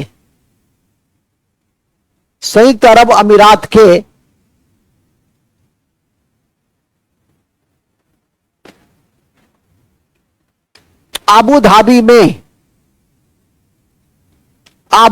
में संपन्न हुई। टिक लगा लो, आबू धाबी में संपन्न हुई।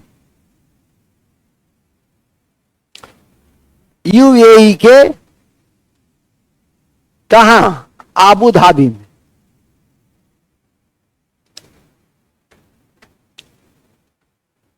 तेरहवां सम्मेलन है, 13वां मंत्री स्तरीय सम्मेलन है। कभी कभी हो सकता है ऐसे दे दे आपको MC13। तो MC13 का क्या मतलब है? मिनिस्ट्रियल कॉन्फ्रेंस 13, मंत्री स्तरीय सम्मेलन 13 कहां आयोजित किए गए? Abu Dhabi. आबू धाबी कहां? यूएई, यूनाइटेड अरब अमीरात, संयुक्त अरब अमीरात में यह सम्मेलन का आयोजन किया गया। नोट लिख दो, मंत्री स्तरीय सम्मेलन, मंत्री स्तरीय सम्मेलन नहीं, WTO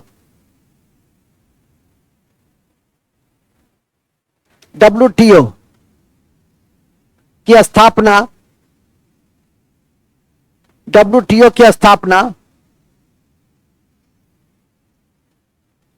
1995 में 1995 में विश्व व्यापार को बेहतर बनाने के लिए किया गया।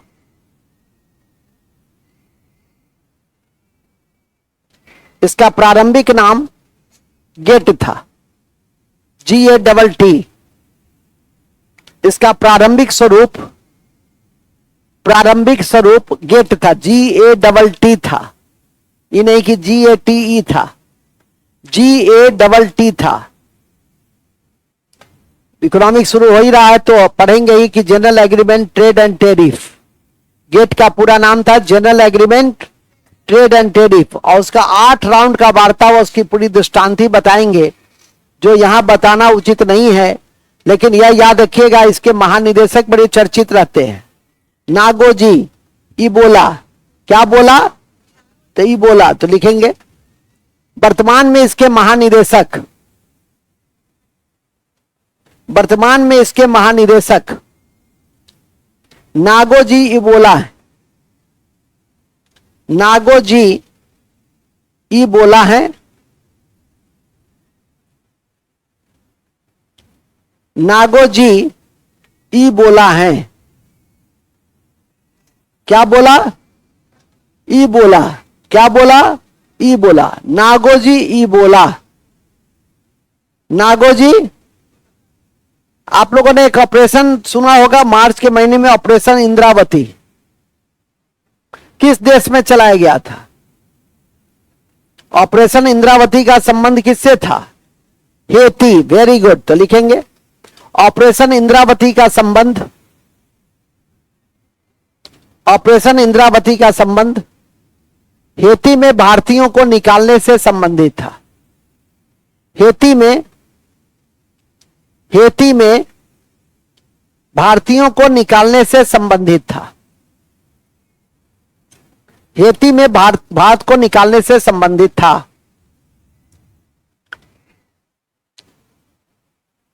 हेती में भारतीयों को,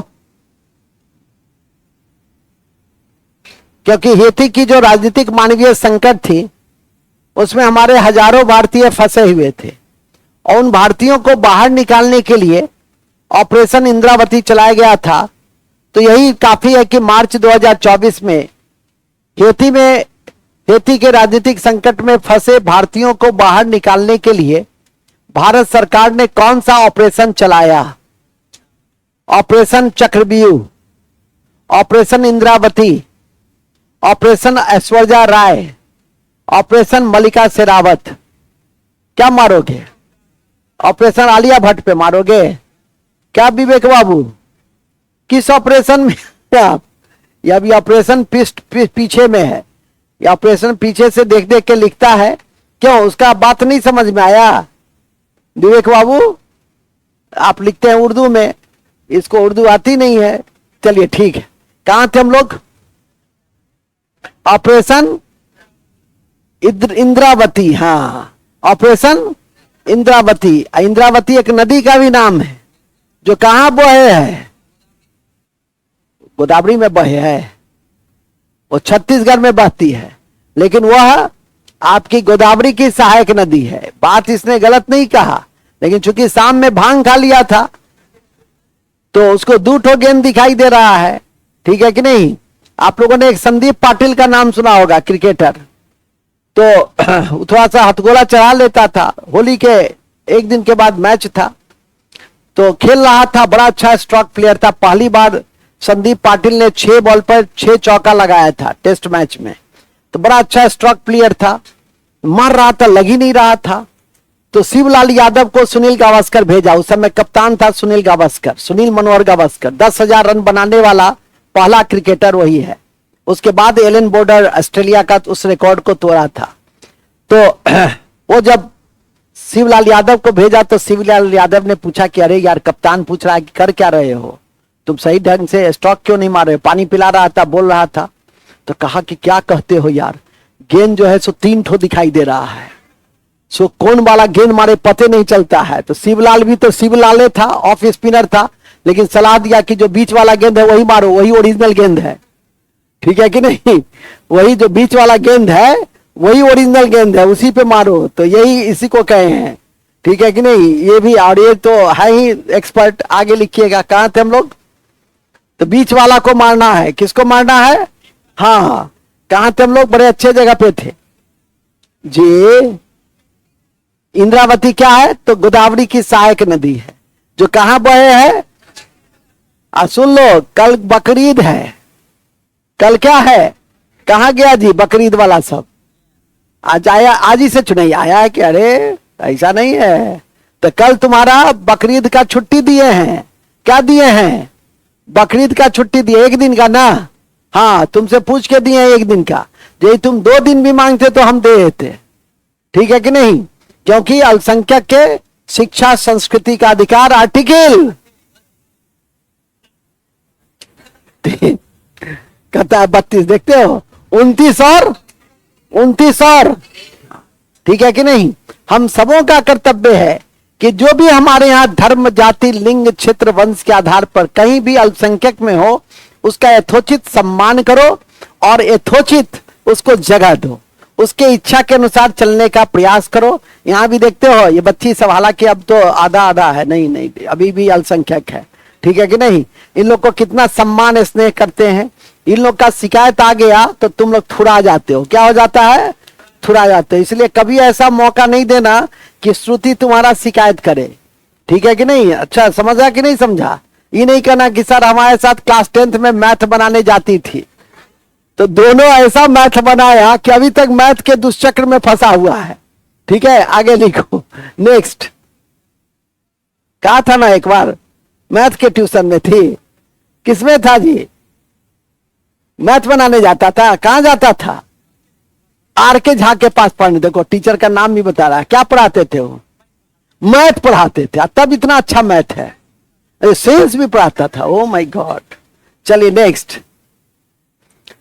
बड़े अच्छे जगह पे हम लोग थे, ऑपरेशन इंद्रावती में थे। टिक लगाओ ऑपरेशन इंद्रावती। अब लिखो महत्वपूर्ण दिवस 3 मार्च विश्व वन्य जीव दिवस। 3 मार्च विश्व वन्य जीव दिवस। विश्व वन्य जीव दिवस। विश्व वन्य जीव दिवस। 15 मार्च विश्व उपभोक्ता दिवस। 15 मार्च विश्व उपभोक्ता दिवस। विश्व उपभोक्ता दिवस 15 मार्च, वर्ल्ड कंज्यूमर डे। और 3 मार्च को है world wild life conservation day. 15 मार्च को है। अब 20 मार्च को बताओ, विश्व गोरैया दिवस। लिख देंगे विश्व गोरैया दिवस। 20 मार्च को विश्व गोरैया दिवस। 21 मार्च विश्व वानिकी दिवस। विश्व वानिकी दिवस 21 मार्च विश्व वानिकी दिवस, forestry day, world forestry day. अंग्रेजी में कहते हैं वर्ल्ड फॉरेस्ट्री डे। 22 मार्च विश्व जल दिवस। विश्व जल दिवस। और उस दिन बिहार दिवस भी है, ब्रैकेट में लिख दो ऑब्लिक बिहार दिवस, ठीक है। 24 मार्च विश्व टीबी दिवस, क्षय रोग दिवस। विश्व क्षय रोग दिवस। क्षय रोग दिवस। टीबी दिवस लिखो ना, टीबी दिवस 24 मार्च। कौन सा मार्च? और इस दोनों के बीच में 22 और 24 के बीच में 21 मार्च है। ऐतिहासिक दिवस है। भगत सिंह, सुखदेव और राजगुरु को 23 मार्च 1931 को लाहौर षड्यंत्र केस में फांसी की सजा दी गई थी। और उसी के बाद कराची कांग्रेस का अधिवेशन हुआ था, जिसके अध्यक्ष सरदार वल्लभ भाई पटेल थे। और पहली बार इसी अधिवेशन में गांधी का विरोध किया गया था, काले झंडे दिखाए गए थे।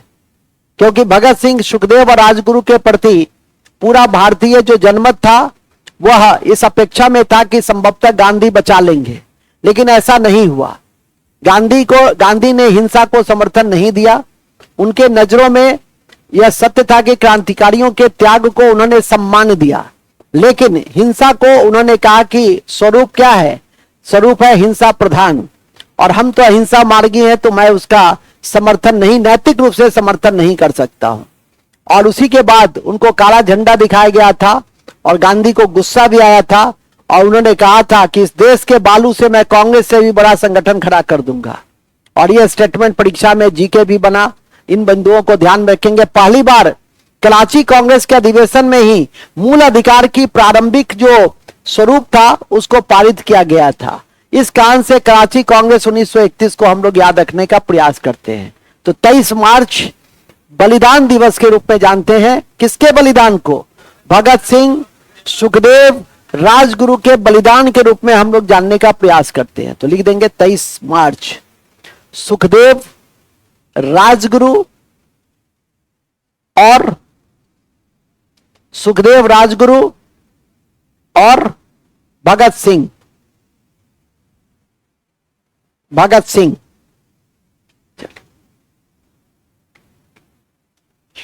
नेक्स्ट, वास्तुकला के क्षेत्र का नोबेल पुरस्कार। वास्तुकला के क्षेत्र का नोबेल पुरस्कार। वास्तुकला के क्षेत्र का नोबेल पुरस्कार पीठ जकर पुरस्कार। पीठ जकर, पीठ जकर पुरस्कार। पीठ जकर पुरस्कार अंडरलाइन कर देंगे। पीठ जकर पुरस्कार रिकेन, रिकेन यामामोटो को दिया गया। रिकेन, रिकेन यामामोटो को दिया गया। मैं कुछ नहीं कर सकता हूं, जापानी नाम है, कुछ कर भी नहीं सकते हैं। रिकेन यामामोटो को दिया गया। यामामोटो को देखो ना, रिकेन मोटा को दिया गया। हो गया, रिकेन मोटा को दिया गया। परीक्षा में आएगा तो मोटो ही रहेगा ना, तो मोटा से मोटो बना देना, क्या दिक्कत है। और याद रखिएगा कि भारत का एक बहुत प्रसिद्ध आर्किटेक्चर है, वर्ल्ड फेम का है, और उसका नाम है बालकृष्ण दोषी। उसको 2018 में यह सम्मान हम दे दिया था। तो नोट में लिख दो, भारत का प्रसिद्ध वास्तुकार, भारत का प्रसिद्ध वास्तुकार बालकृष्ण दोषी है,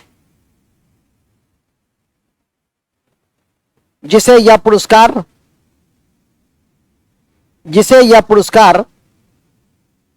प्रसिद्ध वास्तुकार बालकृष्ण है, जिसे यह पुरस्कार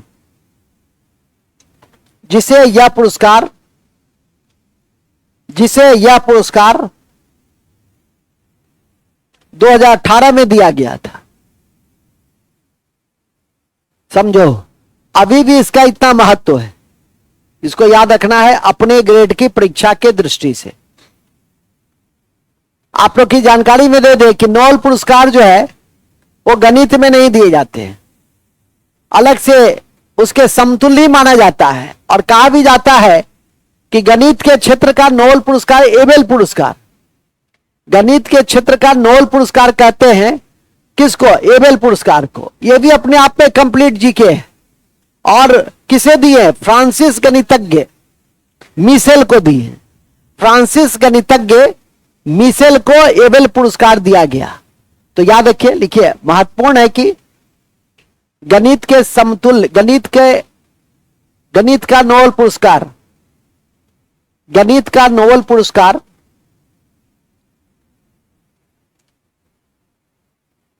गणित का नोबेल पुरस्कार एबेल पुरस्कार, एबेल पुरस्कार 2024 में 2024 में एबेल पुरस्कार, एबेल पुरस्कार 2024 में फ्रांस के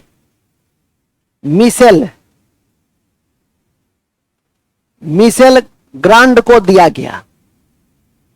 ऐसे उसका पूरा नाम है मिशेल ताला ग्रांड।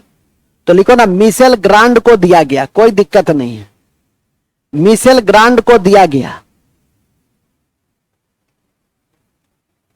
यह पुरस्कार नॉर्वे के सम्राट के द्वारा दिया जाता है, नॉर्वे के सम्राट के द्वारा दिया जाता है।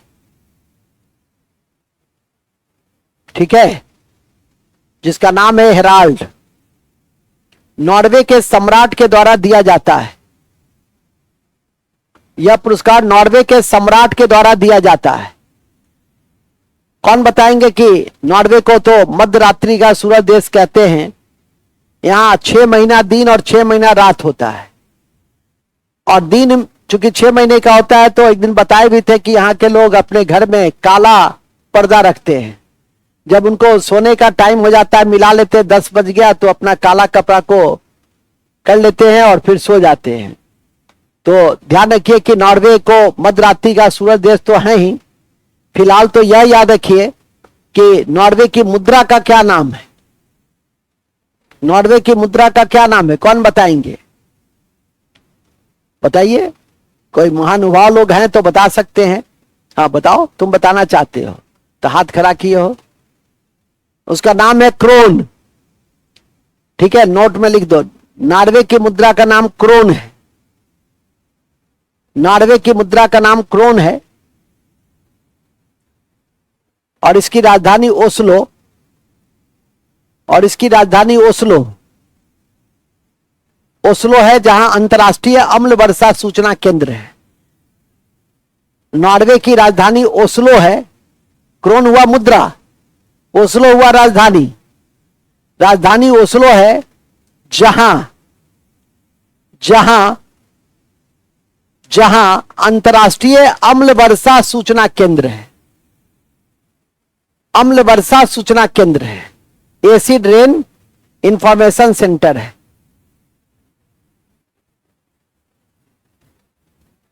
ठीक है, याद रखिएगा। तुम तो मेडिकल का तैयारी करके अभी निकला है, बताओ एसिड रेन क्या होता है?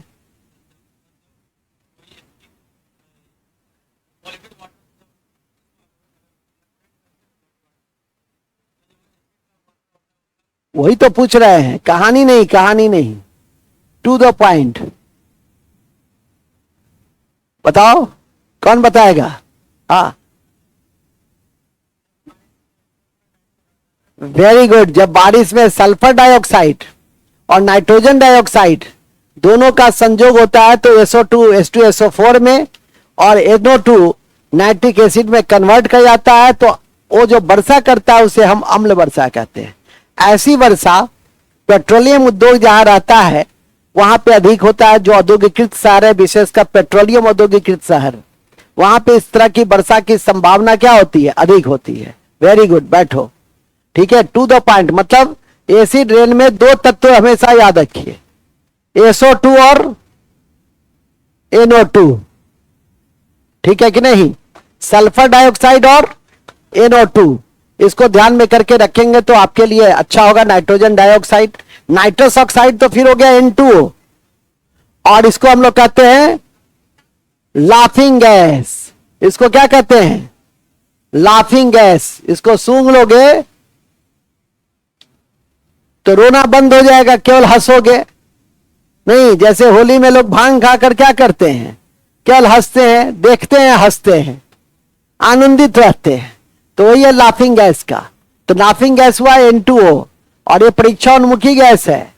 मतलब परीक्षा में पूछने की संभावना रहती है एसिड रेन में। अभी मैंने बहुत सारी चीज बताया है, ग्लोबल वार्मिंग बताया है, जलवायु परिवर्तन बताया है, नहीं COP29 बताया है। सब परीक्षा की दृष्टि से बहुत महत्वपूर्ण है। कल भी मैं बता रहा था कि बिहार का 2 और स्थल को रामसर स्थल में जोड़ दिया गया है। एक है नक्की, दूसरा है नागी। दोनों पक्षी अभ्यारण्य जम्मू में, और दोनों को हमने रामसर स्थल में जोड़ दिया है। और याद रखिएगा कि रामसर स्थल अंतर्राष्ट्रीय आर्द्र भूमि समझौता है कि आर्द्र भूमि का संरक्षण कैसे करें। 1971 में ईरान के रामसर में एक अंतर्राष्ट्रीय सम्मेलन हुआ था, और 1973 में इस संधि को हमने रेगुलेट किया था। और इसी कड़ी में आज बिहार का तीसरा स्थल है। पहला स्थल बिहार का कामर था, और 80 था कुछ दिन पहले, अब 2 और जुड़ गया तो 82 हो गए। हर दिन जुड़ रहा है, तो आपको उस पर नजर रखना। कोई आप पूछेगा नहीं कि 84 है कि 89 है कि 100 है, लेकिन ये जो पूछेगा बिहार की परीक्षा में तो आना तय, आउट हो गया कि हाल ही में बिहार के कौन से 2 स्थल को रामसर स्थल में जोड़ा गया है, और रामसर स्थल का क्या महत्व है। तो तो अंतर्राष्ट्रीय आर्द्र भूमि समझौता, आर्द्र भूमि का जहां जल जमाव है उसका विकास हम कैसे करें, इससे संबंधित ये हमारा इंटरनेशनल अलायंस है और उससे उसके जो संकल्प हैं उसको हम लोग लागू करने का प्रयास करते हैं। जैसे जल जमाव वाले क्षेत्र में हम लोग परवल की खेती करते हैं, ठीक है कि नहीं, तो बहुत सारे ऐसे दियारा क्षेत्र हम लोग के यहाँ उसको दियारा कहा जाता है, ठीक है कि नहीं, और दियारा का क्षेत्र मुंगेर, बेगूसराय और मोकामा के टाल कहते हैं हम लोग उसको, मोकामा में टाल क्षेत्र कहते हैं,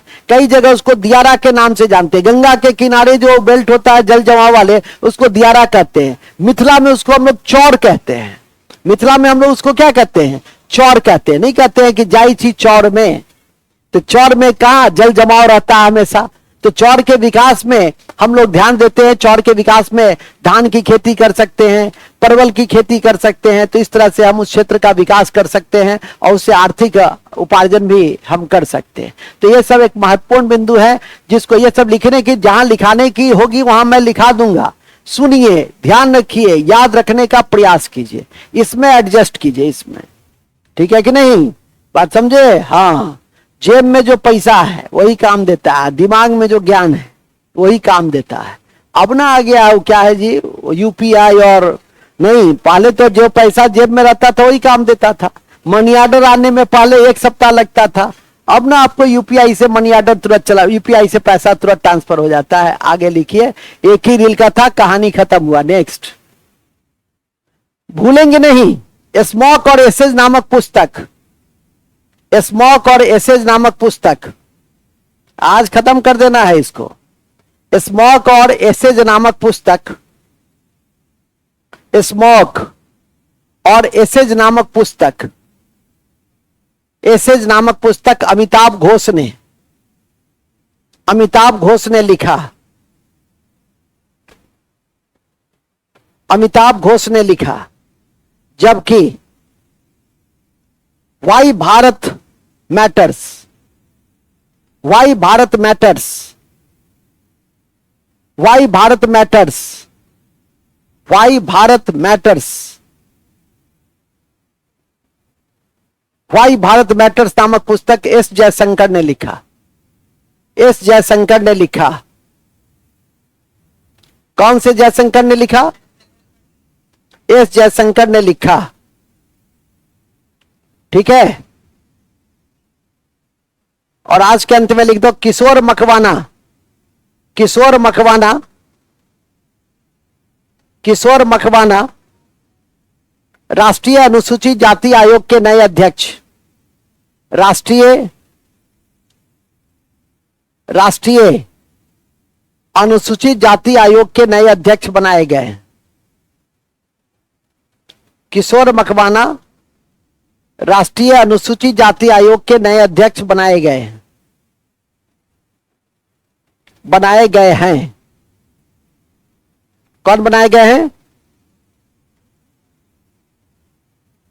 कल भी मैं बताया था, वो भी मार्च महीने का ही है कि ज्ञानेश कुमार और सुखविंदर सिंह संधू, 2 अन्य चुनाव आयुक्त राष्ट्रपति ने नियुक्त किया, वो मार्च महीने का ही तथ्य है। और कल भी यूट्यूब लाइव पर मैं बनवा रहा था कि कौन से 2 नए अन्य चुनाव आयुक्त बने। तो एक थे सुखवीर सिंह संधू और दूसरा था ज्ञानेश कुमार। इस दोनों की नियुक्ति राष्ट्रपति के द्वारा की जाती है। याद रखिएगा कि वर्तमान में मुख्य चुनाव आयुक्त राजीव कुमार हैं, वर्तमान में मुख्य चुनाव आयुक्त, इस दोनों को याद रखेंगे। और चुनाव आयोग की चर्चा अनुच्छेद 324 से 329 के बीच में है। याद रखिएगा अनुच्छेद 326 सार्वभौमिक वयस्क मताधिकार, किसी भी स्थिति में नहीं भूलेंगे कि पहले 21 साल था, अब 18 साल है। 21 से 18 जिस संविधान संशोधन से हुआ वो था 61वां, राजीव गांधी के समय में। हर संभव स्थिति में याद रखेंगे। और यह भी याद रखिएगा कि इस वर्ष 64 करोड़ मतदाताओं ने भारतीय लोकतंत्र के पर्व में हिस्सा लिया। ठीक है, 64 करोड़ लोगों ने वोटिंग किया है, जो अमेरिका की आबादी से दुगुना है, जो अमेरिका की आबादी से। और 99 करोड़ हमारे यहां मतदान देने वाले अधिकारी थे, तो 33% लोगों ने मतदान लगभग नहीं किया। ठीक है कि नहीं? 64-33 जो भी बचा आपका 36-35 जो, तो उतने प्रतिशत लोगों ने मतदान नहीं किया। अब भाषण देने में वो सबसे आगे रहेंगे कि लोकतंत्र में यहाँ के लोग हम सब चुन ली थी, तो चुने में आगे किया नहीं रही, ठीक है कि नहीं। तो इन सब बिंदुओं को ध्यान में रखिएगा। 61वां संविधान संशोधन को किसी भी स्थिति में नहीं भूलेंगे, ठीक है कि नहीं। ये थी आपकी महत्वपूर्ण कक्षा। किशोर मकवाना के साथ राष्ट्रीय अनुसूचित जाति आयोग के अध्यक्ष की नियुक्ति कौन करता है? अरे राष्ट्रपति करेंगे। जब भी वो संवैधानिक आयोग है तो इसकी नियुक्ति कौन करेंगे? राष्ट्रपति करेंगे, जो उनका कार्यपालकीय अधिकार है, एग्जीक्यूटिव पावर है। इसको ध्यान में करके रखिए। जय हिंद। कोई भी कक्षा कभी समाप्त नहीं होती है, एक लॉजिकल एंड दिया जाता है। और उसी आलोक में आज के इस प्रथम कक्षा जो करंट से जुड़ा हुआ था, तो मार्च महीना 2024 की समाप्ति की मैं अब अगले महीना हम लोग अप्रैल महीना को देखेंगे, ठीक है। अप्रैल, मई, जून, इसको हम लोग जुलाई के करीब में हम लोग कोशिश करेंगे कि जुलाई में आपका सेशन ठीक हो जाए। अभी सेशन आपका लेट चल रहा है। मार्च के महीने से संबंधित 50-100 क्वेश्चन की कभी भी समीक्षा कर ली जाएगी और YouTube लाइव पे तो लगातार समीक्षा होती ही रहती है। 5 मिनट का ब्रेक है, कोई छुट्टी नहीं है, अभी किसी को भी कोई छुट्टी नहीं है, क्योंकि आपकी तीसरी कक्षा की भी नोटिस गई थी कि इकोनॉमिक्स की कक्षा होगी। 5 मिनट का ब्रेक सिर्फ पानी पीने या पानी निकालने के लिए दिया गया है। Take rest. Thank you.